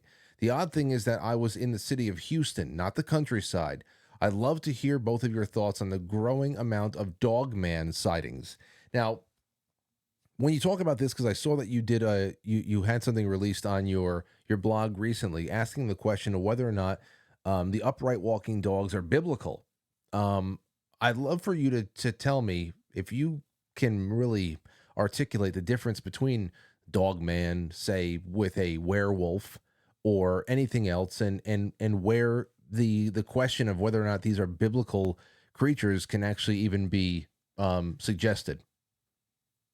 Yeah, I'm going to be completely honest with you. I don't know if I can be the one to make that argument either way. My friend, I mentioned it before, my friend Joel makes that argument very, very articulately. He studied it, and I think you might be referencing a podcast that I had him do for me called Biblical Dogmen. Yeah. Yeah, Joel, so that was during the Christmas season, and I had him host the show for me, and he did that episode. But I can say that I think that there probably are differences between what people are experiencing in origin, if that makes sense. So I think that there's a possibility that the people that encounter a dog man, let's just say generically speaking, an upright walking dog, what they're experiencing might have come from different locations, different places of origin. I think that there's a chance. Well, one, we've already established the interdimensional thing. Like, I think that there's definitely a strong likelihood that these things are coming in and out of our realm. That's one breed of it, right? I think there is a chance, though, that sometimes people are coming in contact with less of a creature and more of a human doing black magic type rituals, maybe even skinwalker type rituals. And I never really thought about this a whole lot until my cameraman on our first, we had a documentary. Our first one was Expedition Dogman. We were hunting the dogman in Kentucky. And we were sitting around talking about the possibilities. And he suggested, and he comes from this kind of line of thinking, like thinking more along like these lines. Um, he said, what if somebody is practicing a ritual, and part of the ritual, which this is a ritual, they'll wear the skin of a wolf, and they're trying to transform their body into an upright walking dog, a werewolf, a creature like that. And he said, what if they never actually transform their body, but the ritual and the spell that they're casting, if somebody comes across them in the middle of that, falls under that spell, and what they perceive is an upright walking dog, when in reality it's somebody doing some very dark magic right there in front of them. Like And I'll, almost like a tulpa, like I brought up before, like a mental projection that you can actually put enough intent behind that you can create this projection of you plus dog. yeah, yeah. Hmm. And I thought it was a very interesting way of thinking about it. And the way I do things is I'm open to hearing all suggestions. I've never seen it. I've never talked to it. I don't, so like, listen, we could talk about it all day long. We take all these different suggestions. But that's what I would like to maybe end with you, or start to end with you on, because it's 20 to 9, and you've already given me so much more than I thought we would do, and it's clear to me that this is going to one day become an anthology of discussions between us. But how does this? I mean, I guess we started off about your theories, your beliefs, reality, consciousness. But when you're always on the hunt for ghosts and dogmen, wolfmen, Bigfoot, these are things that I've been interested in. So many others have been interested in for years, and they have their experiences. But again, physical evidence is so sparse compared to sworn testimony of people who know that they experienced something, that the thing that they experienced was a very sobering reality, whether it be experienced campers that have gone deep into the California wilderness and have heard Bigfoot, have smelled the odor. They know that it is unlike anything that lives in that place. David Paulides' work, Missing 411, stands on its own. That is inexplicable. You have to go to places unimaginable to try to actually find something that makes sense about all of those disappearances. But again, what are we talking about with physical evidence?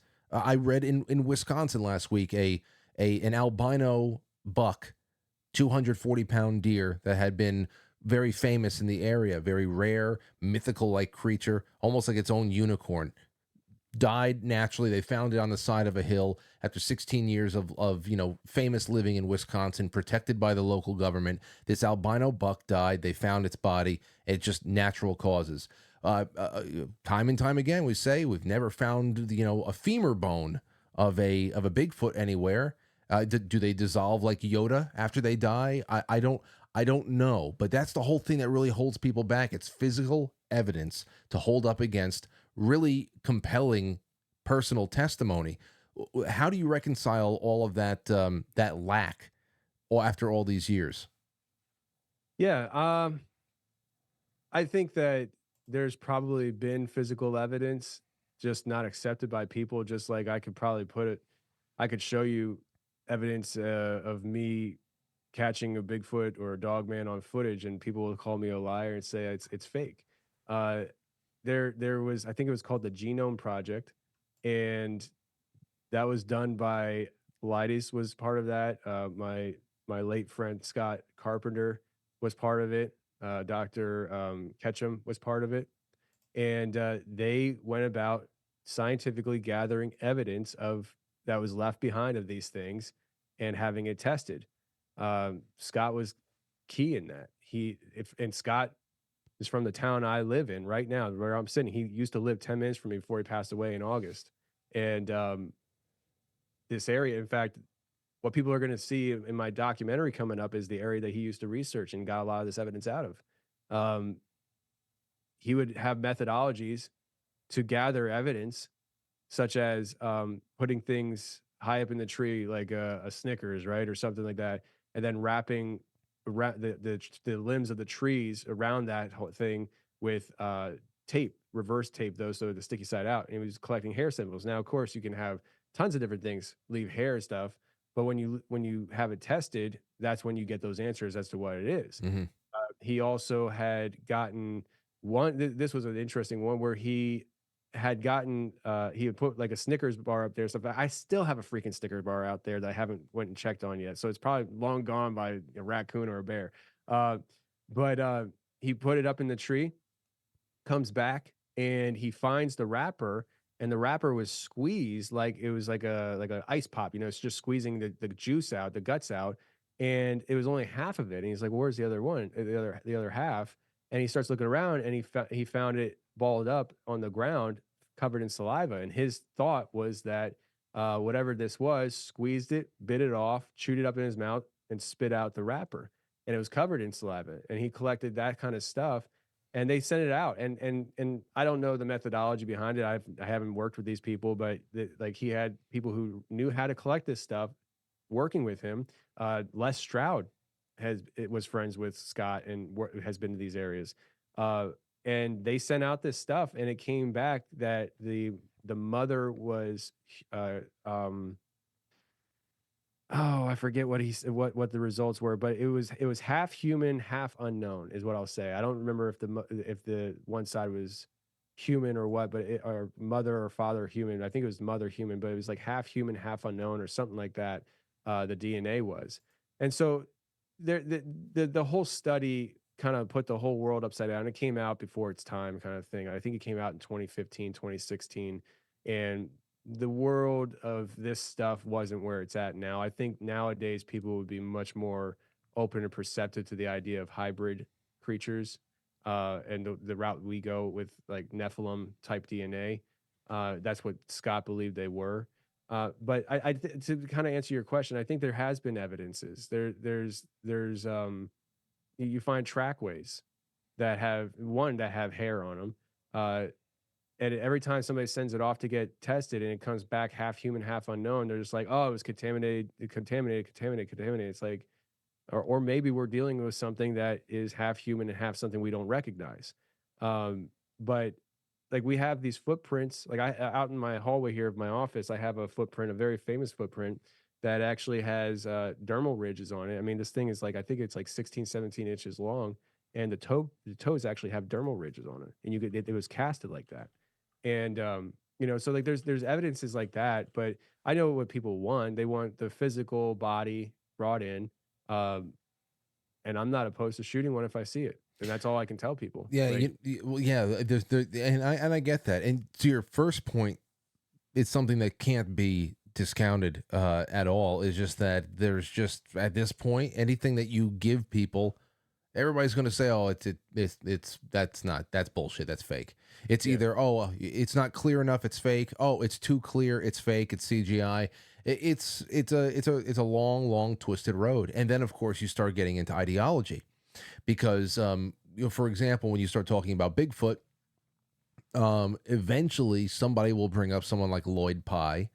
And because I've watched his presentations time and time again, that goes into the speculating of whether or not there was a hybridization program where, this whole idea of a missing link is ridiculous because you see that there are different hominids, where there's overlap between species, that it's not an evolution, this long rolling evolution that ends up with us being this. And of course, someone like him will go to Anunnaki. And then when you start talking, when you start talking about Anunnaki, that'll get a lot of people who are very, unless you then take it further than that and say the Anunnaki are the Watchers that created the Nephilim. So it's like, where does one person take a theory? Where do they stop? Does it conflict with somebody else's beliefs that they can't accept that, so they have to modify? It's so crazy how many hurdles have to be cleared in order for everybody to get behind seeing something, which is why I think that everybody really ultimately would appreciate, even though at this point, if there was a mass witnessed experience in the sky, nobody would believe it either because we've been talking about blue beam for so long.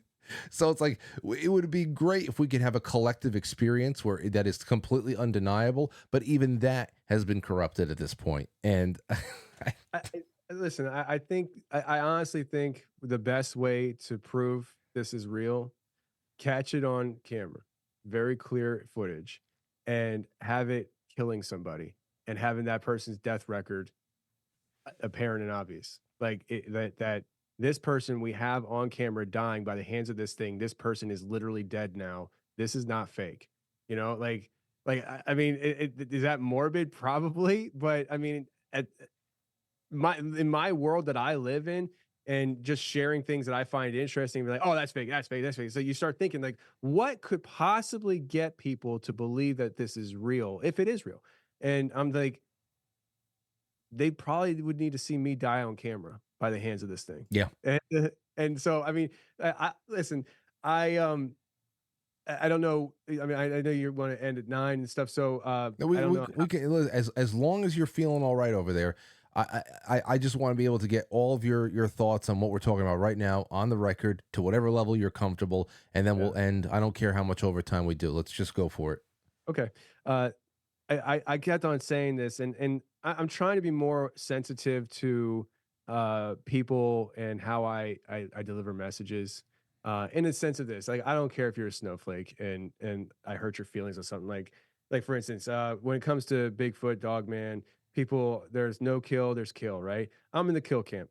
If I have a clear shot on the thing and I think I can kill it, I'm going to kill it. That's how I feel about it. I don't feel bad about it. I got 2 pigs that I raised from piglets in my backyard right now that are getting ready to be harvested by my hand. Like, I just don't. Have you done that before? Or is this going to be your first time? My first time. Oh yeah. Boy, are you getting nervous? No, not at all. Okay. Not at all. I've killed sick chickens and fed them to the pigs. I have a sick cat in my house. I might feed that thing to the pigs. Like I'm kind of like you're a real farmer. Yeah. I got chickens and pigs, and I might be doing some cows in maybe a year or 2 from now when my schedule hopefully clears up more. Jeez. Because that's more of a dedicated process. Like, it takes time. That's just kind of how I am. So I just don't get emotionally tied to a whole lot of things. And so, especially with people who think that Bigfoot is a form of a human, they're like, how could you? Well, you know, I don't really mind killing a human if I feel threatened either. So it is what it is. And so that's kind of, I'm trying to be more sensitive, and I just kind of blew that out of the water. But part of that process of being sensitive is understanding that I say things sometimes that leave people on the edge of the seat and leave them thirsty and not quenching that thirst. And I don't mean to do that. And so for the first time ever, I think publicly, I'm going to tell you a story of what happened to me in here in Tennessee, actually, that we're going to be releasing on the documentary for people later this year.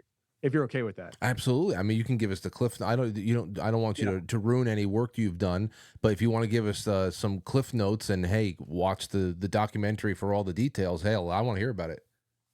So I kind of operate under the same philosophy. Like, my team tells me I talk too much, and so I try to be guarded. But at the same time, I understand the best way to sell a book is to tell people what's in it, you know? And so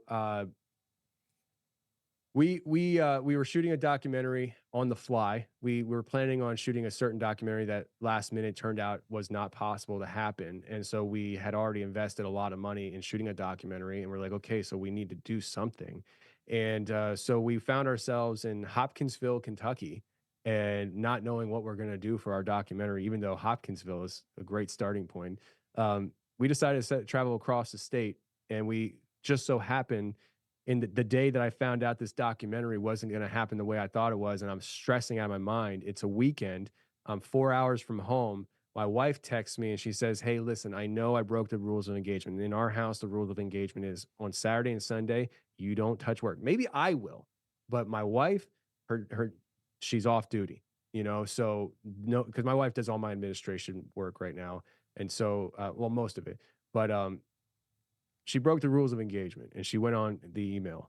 And we just so happened to get an email from a guy in Kentucky on the other side of the state that was claiming that the night before he had shot at a dog man that was on his property. And I was like, get me that guy's number because we're coming. And so we traveled across the state, visited that guy's property for a night. Then we went to the guy's property that I told you about with the magical cave of mystery is how I call it. And it probably will not be called that in the film, but personally, I just think it's fun. And then that was a second location. We're like, okay, we need something else. And so we decided to drive south into Tennessee, my home area, and go into the Smokies to where Scott Carpenter filmed a portal. And we went to this location, and his son actually took us out there. It was really kind of emotional for me and his son because obviously it's his dad, and his dad's not here, and his dad was a friend of mine that I never expected to pass away when he did. And to stand at the location of this portal where his dad filmed it and something coming through was very, very surreal. And so we spent the night there, and we departed, and we all went our separate ways. Some went to Colorado, some went to Ohio, some went to Georgia. And about a week later, we're all just kind of like, it was a good trip, and it was there was a lot of good stuff. We have a good film here, but we feel like we're missing something. There's just something we're not hitting yet. And so I got not the whole crew together, but a few of the guys together. And to be exact, four of them, me, my brother, Ward, and Joel. And we hit this area again. And we went to the location where Scott would do his research, and where he got his DNA evidence, where he got the dog man on footage. And I had my friend Brian meet me there. I told him that we were going out there, and I said, I want you to be there because he's a local YouTuber. And I said, I want you to do an interview for me just for content. And so to prepare, he went out to the area in the morning time on his motorcycle just to canvass the area. And he found a print in the mud on this trail that was probably about like this big, I'd say. I mean, he put his skull can next to it, and it dwarfed the skull can. And it was a canine print. The way I'm not a professional tracker, but the way I've been taught by trackers is to be able to tell the main difference between a canine and a cat is cats walk with their print. When you see a cat print, their nails are retracted. You don't see the nails. But dogs, their nails are always out, and you're going to see the nails in the print. And that's what this was, very clear. He actually made a cast of it. He came out, showed the pictures, cast, all that. I'm like, whoa, okay. So like, it was a fresh print within hours at least. And there's no breed of anything that's canine that would match up with that size. So there's red wolves that they tried reintroducing to this area. They say that they don't exist here, that they didn't take.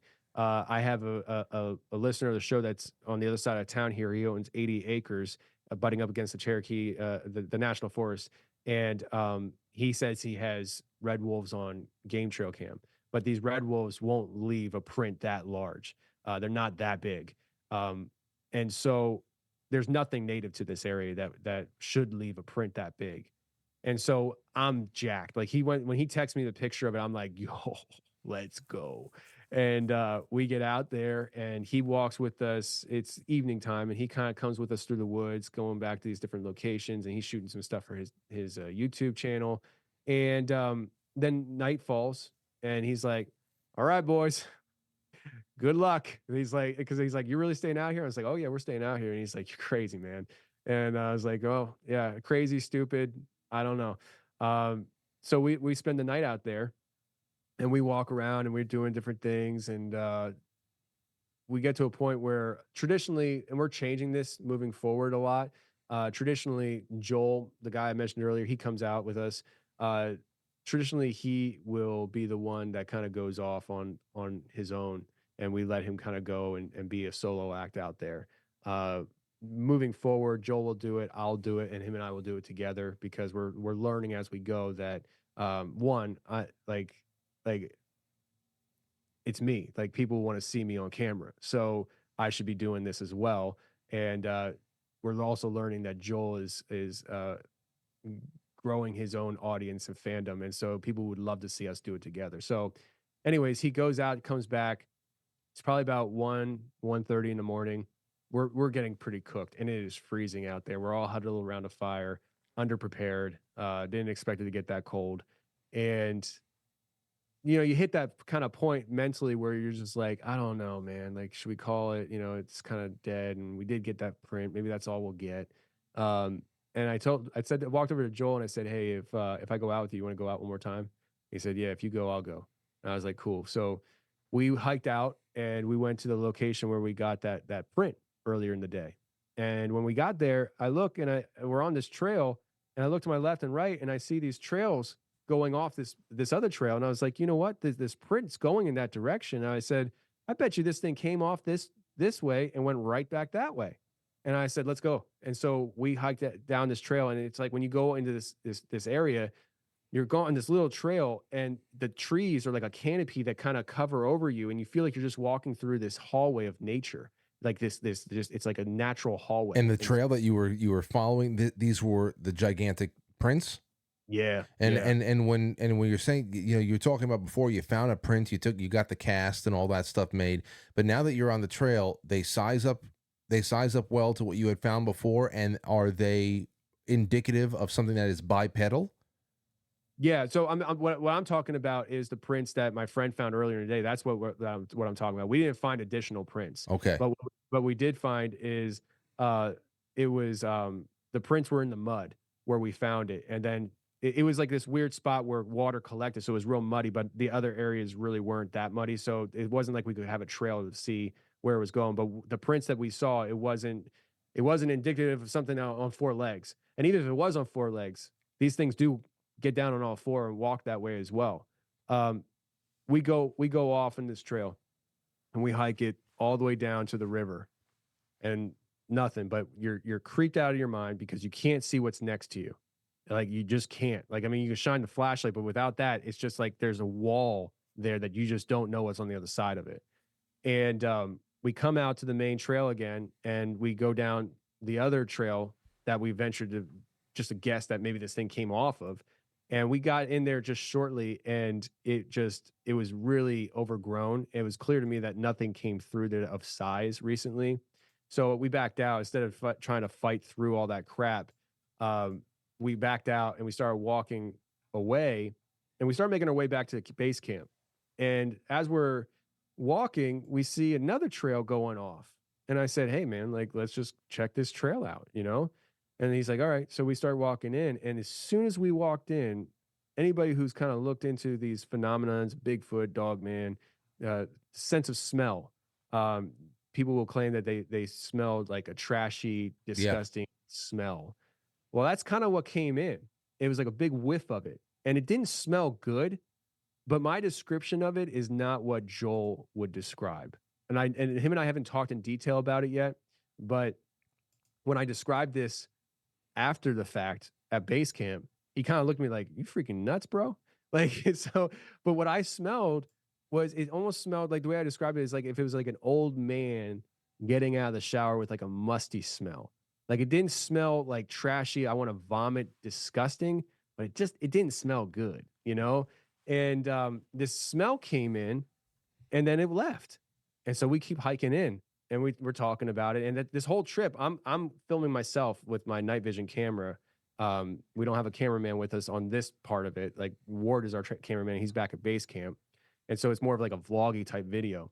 And so we're talking about him holding the camera out, filming me, filming Joel. And its smell comes in again. And then it goes. And that happened like 3 times. And mind you, I was sick at the time. I was in the beginning stages of a severe respiratory infection. And I got sick in that moment, like sick to my stomach. And I wasn't sick to my stomach beforehand. And people say that in the presence of these things, the whole zapping type thing, you know, that these things have a way of making you sick. And I got sick. I got real sick to my stomach. And you can say that was, you know, Bigfoot or Dogman, or maybe it was the snot going into my stomach and making me sick.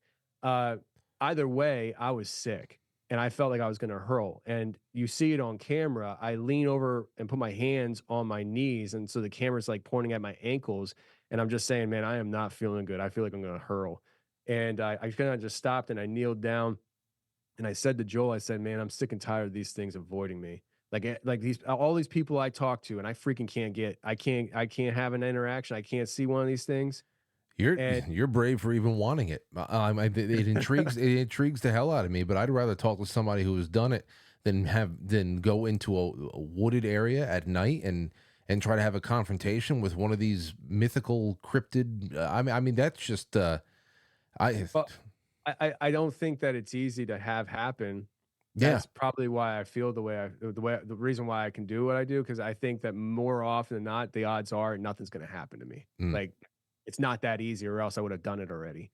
And so, but it's frustrating in the moment because I don't want to be killed by something. But I mean, listen, I'm a thrill seeker, and so is Joel. And I want I want that experience for me. I'd love to catch it on camera. I'd love to be able to post it, on my documentary, and everybody say, "Oh, that's fake." And it's like, you can believe whatever you want, bro. I know what I experienced, but And the other So thing is that you're hot on the trail on somebody who said, "Listen, this has just happened." So you went out there to investigate something that's already happened, and all of a sudden you are confronted with authentic, anomalous footprints, a trail. Nobody would be able to simulate the smell or anything else that's going on there. It seemed like you were so close but so far, and this is going to be the basis of the movie that's coming out. oh yeah, oh yeah. I can't wait to watch it. Whenever it comes out, I can't wait to watch it. I really can't. I'm thinking probably around Halloween this year, it will probably be out. So at that moment, I kind of just squat down, and I just told him, I said, let's just kind of sit here a little bit. And it's pitch black. I mean, you can't see anything. And the only way I could see anything is if I have my night vision camera up. I mean, we have flashlights, but they're off. And so I squat down, and I said, let's just sit here for a few minutes and just let that's our thing. So we don't bring what's it called? The voice boxes out. We're not saying, if you're here, can you tell us whatever. No We don't do that. EVPs. Yeah. Like, I mean, we catch EVPs, but we're not asking for it. We're not trying to communicate. God says, do not practice necromancy. We're not trying to communicate with things. We're just, listen, I've talked to enough people who've had experiences where they weren't asking for the experience. It just happened, to know that, listen, we're going to areas that this stuff is claimed to have happened frequently. Let's just spend extended times in these areas and let the environment unfold around us, where we're intentionally being aware of what's going on around us, and see what happens. And we've done this several times, and we've had a lot of action. We spend like 3-4 days in specific areas, and when you let the environment just happen around you, it reveals itself to you. And so we're sitting there, and I'm sitting there. Joel's kind of walking around. I hear him walking around. I can't really see him. And at this point, I took my camera, and it was on like a little handheld tripod, and I kind of set it up in the grass in front of me. And so I'm squatted down, and it's level with me. And unfortunately, there was a grass going up in front of the lens, so it focused on that. So I was blurry a little bit, which sucks, but doesn't really matter for the story or the experience. And so I'm sitting there, and we're talking, and he goes, maybe that's it though, referring to what I said about these things avoiding me. He said, maybe we want it too hard, or something like that. And so in my head, I went woo woo Tony on it, and I was like, okay, just don't want it. Just don't want it. Don't want it. And I'm trying to convince myself, you don't want this interaction. You don't want this experience. And so I'm just telling myself, don't want it, don't want it, don't want it. And I do that for a few minutes, and I don't tell him that I'm doing it. It's just, I'm not even thinking anything of it. And I'm just like, oh, well, whatever. And then we kind of hear something off behind the camera, in front of me, behind the camera.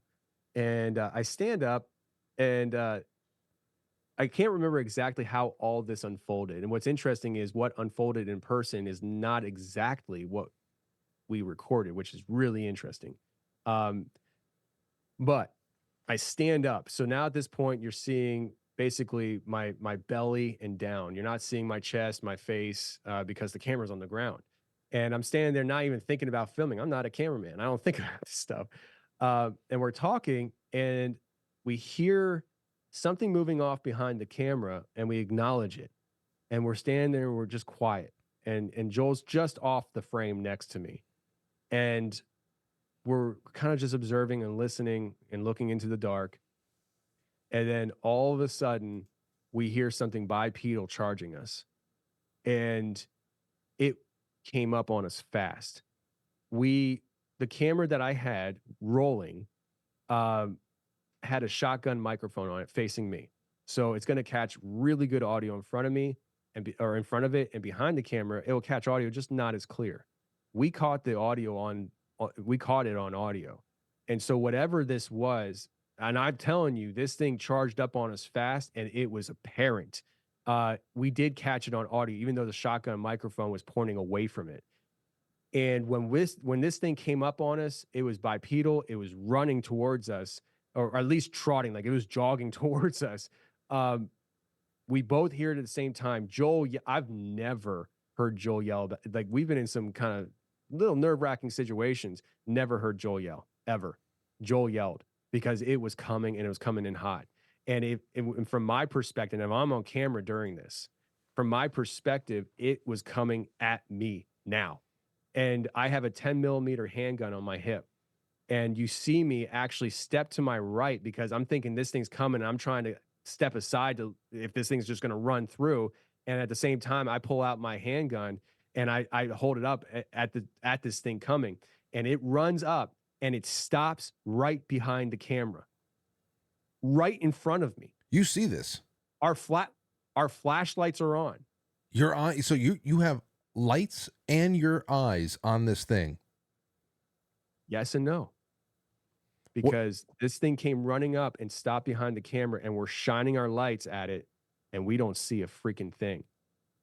I have no idea what was standing right in front of me, but it was right there. We both reacted. You see us reacting to it. You hear us react. It was really apparent something large was charging us. It scared the crap out of us. I've never pulled my gun out on camera. I've never had to do that. We've had ARs before, but we never had to draw our weapons, ever. And this thing came running up on us. Lights go on. We're looking, and it's not there. It's there, but it's not there. Okay. Now let me ask you. Let me take over from here. Mm-hmm. At that point, you guys you have a choice to make. Most people say, "Grab your shit. Let's get the fuck out of here." Do you guys stick around? Do you, when you see that there's nothing there, do you have the guts to go and examine the brush? Is there any physical evidence of something that was making a charge through there, even though you don't see anything? Like, what did you do after the fact with that, as far as examining the area that you just heard this stuff going on, and in the lead up to this? Going back to like David Politis again, missing 411, the people who have survived these encounters in wooded areas and stuff like that, where they will hear all of the local fauna disappear, crickets, birds, whatever the hell it is. It will go almost like you're in an insulated, sound-treated acoustic room. Mm-hmm. And then all of a sudden, what they do see is similar to like Predator, where it's translucent. You can see almost like moving cellophane coming your way. Was there any physical form that you saw, even if it was just a displacement of time and space, but nothing actually physical? So was there anything, or was it all just audible? Was it just sound? And once you realized there was nothing in front of you and it all stopped, did you examine the brush and anything that could have been physically broken in that charge? So I can answer that quickly and finish the story as well at the same time. Great. The answer is no. We were scared. I was scared. It was a scary situation. And what happened next scared us out of the area.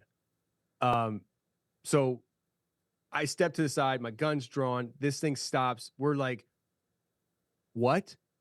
And we're literally standing there for maybe 20 seconds, maybe. And I put my gun back in, which I do wonder if I would have just popped off around right in that direction, what would have happened?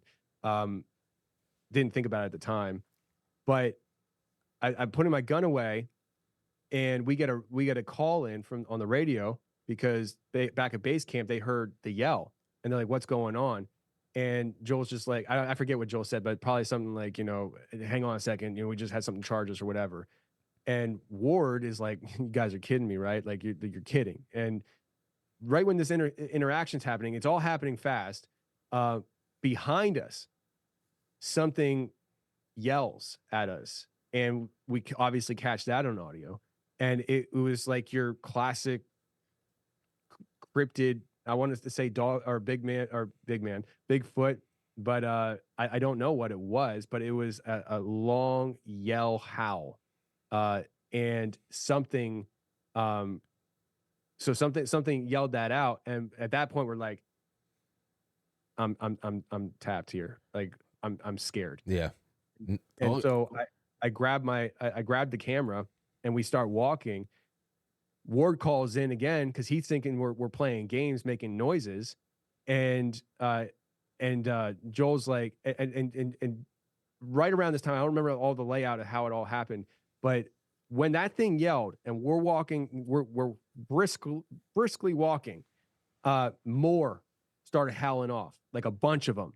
It sounded like monkeys in the woods getting all riled up, and so like this thing charges us. Then the howl happens, and then right after that, a bunch of it sounded like monkeys going off in the woods, a lot of them. And so Ward is on the radio, and you hear Joel on the radio with Ward, and he's like, that's not us. We had something charge us, and now there's a bunch of freaking monkeys going off around us. In Kentucky. In Tennessee. Oh, Tennessee. The Tennessee Monkeys, yeah. Tennessee Monkeys. Maybe that's the documentary title. But we book it out of there. We get back to base camp, and we're doing debrief with Ward and my brother. And then something else strange happened. And I don't think we were rolling at this time. To be honest, don't give it all away because I can't wait. I already can't wait to hear to watch this. Okay. All right. So because tune in next week for no. Seriously, because whenever this comes out, first of all, it doesn't matter what you preview about the night, your encounter hunting a dog man, not that it's a solitary thing, but it sounds like this could be a whole, I don't know, a legion. But yeah, I can't. Now this is going to be another 9 months from now. This is going to be an October release. Do you think you're going to need that much time to produce it? No, but everything's timing. I mean, we have a documentary we filmed last April that's coming out this spring, and then we have a movie we filmed in Colorado last June, and that's coming out this summer. Dude. You know, you space it out. So yeah. I would love to release it now, but it's all timing. It's business, you know. Yeah, it is. Yeah, it is. And you know, if things go as they have been the last couple of years, in October, me and our little crew over here will be up in the Adirondacks taking a week off to just be in the wilderness up there in the mountains. And if that is out there, I would love to watch that in the mountains when you release it. Holy shit, that's great. Dude, Tony, I'm looking forward to whatever the hell comes next, and I'm glad that you came by here tonight. We've got so much already on the record, and it's good. I guess in closing, I'll just say, are you happy you have an experience to claim as your own after all this time talking to other people, or do you is it something that you got a little bit too close to, and I think that you're done, or do you want more? Oh no, I'm not done. Okay. So I learned through talking with people, it's typically two types of people that have experiences. The one person, it scares them away, and they're just like, it happened, I don't want nothing to do with it. And then there's other people that become psychotic about it, and they just dive into it, and there's like, I think it's a verification thing. It's like, I just gotta have that experience again just to know it was real. I'm not in that camp either, because I really believe it's real, and I'm not. It's not that. It's just this. Listen, where this happened, there's been a lot of Bigfoot sightings, Dogman sightings, a lot. If you want to talk about thinning of the veil areas, this is one of those areas, and that's what got me hooked. I think is because it's an area that I know it has a rich history with somebody that I loved and trust. And to know that I had an experience there, just the experience that I had, I'm like, man, I gotta go back. You got skin. You got skin in the game now, man. Yeah, like I guess so. That's I mean, I've been back. I've been back since then. Listen, I can't help it. It's from here, right where I'm sitting right in the studio.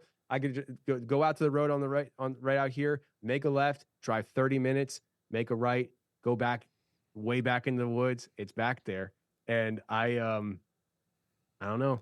Here's what I do know. It's the year 2034, and you are about to release the first ever sit down interview with a dog man. You're gonna go there, so you're gonna be so familiar with them at a point that they're actually gonna grant you an interview. We finally get all of those questions about what their daily routines are, and and nobody will believe it. Nobody. Like it's fake. Nobody. It's AI. AI. It's somebody in a really amazing costume. Tony Merkel, the Confessionals podcast.com. What's your release schedule? How can people find you? What do you want them to look out for? And again, thank you for your time tonight. Man, I appreciate you inviting me. I really enjoyed it. Yeah, so you mentioned the Confessionals podcast. That's the launching pad for everything for me and what I do. But I also run a media company now called Merkel Media, and we have a whole structured organization that we're building out actually to make some damage in the media realm. And the website for that is merkel.media. Right now we have 2 documentaries out. The first one was the first ever I did, which was Expedition Dogman. Didn't know it was gonna be a documentary. I literally thought it was gonna be a YouTube video, and it turned into one heck of a documentary and a trip. And I only invested $5,000 into it. It was a great investment. And then the second one is called The Shape of Shadows. Actually, I'm wearing a T-shirt for it right now. Yep. And that basically, me and my team went out to a place called Space Wolf Research, which butts up against Skinwalker Ranch. We spent a week out there, uncovered a lot of stuff, ritual circles, lights in the sky. We were chased by unknown vehicles. We actually went out chasing, it's like a high-speed chase. It was all fun, fun stuff that we do when the wives are at home. But yeah, so the release schedule for this year is we got a spring release, a summer release, and a fall release. First one is going to be a documentary where we went out to Washington hunting the Bigfoot with my friend Wes Germer to his infamous location where he had an encounter with this creature or creatures back in, I think, 2012. And we actually stumbled across a missing person case, and it became like a Bigfoot / missing 411 case video where the guy's still missing. And the last I checked with his fiance, his ex-fiance, she said he's still missing, but the police canvassed the area that we found, and they didn't find him, but they found 4 other dead bodies. And this was about 200 feet away from ground zero where Wes had his violent Bigfoot encounter. Wow. So that's coming out in the spring. The fall, we have The Sasquologist, which is our first movie. It's a feature film, acting, great script. It's about a biologist who is looking for the offspring of Patty, the Patterson Gimlin film. They migrated to Colorado Rockies. He's on the hunt for them, and it's a comedy movie. Serious tone is at the same time. It's very well done. It's gonna be an awesome movie. Jeez. And then in the fall we have the film that we just talked about. Listen, if you ever shoot anything in the Northeast, anywhere around the tri-state area, please write me in a small role. Write me in a role, man. I don't care what it is. I'll be a shopkeep. I'll be a drunk, whatever. Just I'll just be in the background. I'll be sleeping on a sidewalk. I could be a migrant. I don't know. Whatever the hell you. This sounds like a lot of fun. I can't wait. And before you go, here is one thing that I have to read a lot of super chats, but here's one I'll read with you on air. Curious Patriot said, "My son has done soundscapes for Tony. Tell him that Dalton says hi." And thanks. Oh man, I love that dude. Yeah. There you go.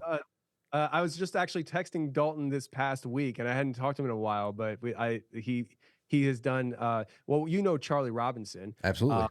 Charlie Robinson's podcast Macroaggressions. Dalton did the intro for that podcast. Wow. So he did the instrumental. He had his friend come over, do the drum track. He did it all. So that intro, which is a legendary one, was done by Dalton, her son. That's fantastic. Well, there you go. Small world.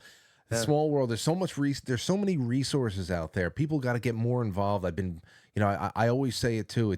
We're nothing without the audience because this is the most crowdfunded thing. We're so lucky to be coming up and to be laying down foundations while a whole new parallel industry is coming up. The media. You can just see that people are manifesting things that they always wanted to see on television and on the big screen for themselves, because it's easy to raise money and it's easy to do a lot with a little, and it's wonderful. It really is a wonderful time. Tony Merkel, thank you for the time here tonight, my friend, and we will talk soon. Thank you very much, sir. All right, there you go, and there he goes. Wow, we did overtime tonight, man. We did overtime, 9:20 p.m. On at least a couple of I have a 9:20, I have a 9:21, I have a 9:23 and a half. So it's sometime around there. Let's get to our super chats because we are off for the night after that. Jack Bamberger from Rockfin says, quite frankly, thank you. Thank you, Jack. That's over on Rockfin. Over on Stream Elements on, quite frankly, superchat.com. Car Guys New England says, great show with Tony. How do I sign up for a guard to be a guard for a portal? A friend wants to know. Jay, I don't know. You got to be a world-renowned military sniper. That's number one. Jay Britt says, great show, Frank. Tony is right in my wheelhouse. That's the wheelhouse. Tonight was the most wheelhousey kind of show for, quite frankly, as well. Man, a little tiny bit of news up front, and then just something to get lost in. And it felt great. Jay Britz says, great show. I just said that. Easy Seas says, hey, Frank, I was thinking about Brandon's open border policy. Could the D's be playing the long game when the illegal immigrants have kids, their birthright U.S. citizens, in 18 to 20 years? There will be a shit ton of blue votes. Thoughts? Oh, that's done. It's already done. That was early generation stuff. No doubt about it. No doubt. Here's one from Jared from last night that must have came in after we signed off. Jared, Matthew 10:28. Do not fear those who kill the body, but are unable to kill the soul, but rather fear him who is able to destroy both soul and body in hell. Your possessions and fiat are not worth your soul. Be strong, be righteous, don't be gay. That's in the Bible? I didn't know that. You learn something new every night. Then again, some of you are far more scholarly than I am in that field, so I'll just follow your lead there. Thank you to Porpoiseful, Donisar. These are all our gold pills. Joe M says, God bless Texas. Sean Joe, Rocket Man says, keep up the great fight. Frank and Frankly's 100% combat wounded vet. Make it count. Rocket Man, thank you for being out there. Thank you, sir. Curious Patriot said, hat tip to their son Dalton. Amethyst Cat, Rocket Man again, just came on for a 1-month gold tier subscription. It's great to have you around. Secret Weapon, thanks Frank. Matt1776, the boss over there at pill.net, said, so are these alien entities basically demons, as he said, demon language? Yeah, Enochian. It's that would be a strong implication. That would be a strong implication there. Rise Attire, amazing interview. So pumped for this. Everyone go listen to CPC, Joshua Tree Portal Cult, Mind Splitter. That is the Confessionals podcast. Tony is my homie from Philly. I never met. Love that dude. Thanks, Frank. That's Adrian from Rise Attire. Brewbark says it's all about aliens. Paul Wallace's YouTube channel and the Fifth Kind explanations explains a lot. It would make a great guest. Send me a link. Shaquille Oatmeal says Dogface, Anubis, Ancient, or otherworldly or earthly man, bear, pig, chimeric, gene spliced, now designer, gene addition. That was a lot. That was a lot. Designer gene editing. Dogface, Anubis, Ancient, or otherworldly or earthly man, bear, pig, chimeric, gene spliced, now designer gene editing. There's a lot. The Sentinel says, riveting, astonishing, scary, and yet compelling. Great guest. Thanks for the OT. Awaiting next time. Killing a Bigfoot won't prove existence if the deep state don't want it out there. Just saying. That's all from Sentinel. Thank you, Jay Sem. Shaquille Oatmeal again says, fantastic guest. Happy Wednesday. Overtime cast tonight, but thank you for doing so. Firesign Wonder says, off the hook show. Loving it, Frank. Thank you, Firesign. And Neo sent a pair of shades. All right.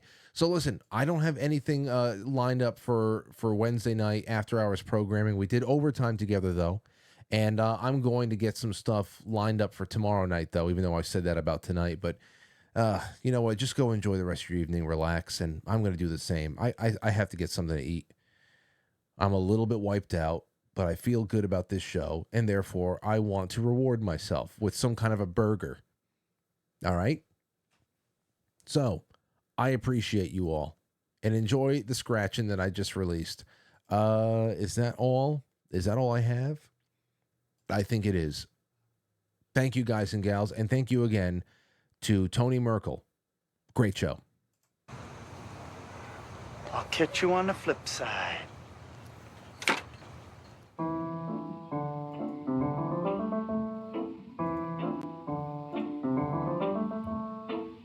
Quite Frankly is filmed before a live studio audience, and now our super chatters, starting with Car Guys New England, Jay Britz, Easy Seas, and Jared. To all of our gold pillars who have been properly scratchened, and to Jack Bamberger on Rockfin. Tomorrow is another day, my friends. Thank you so much for tonight.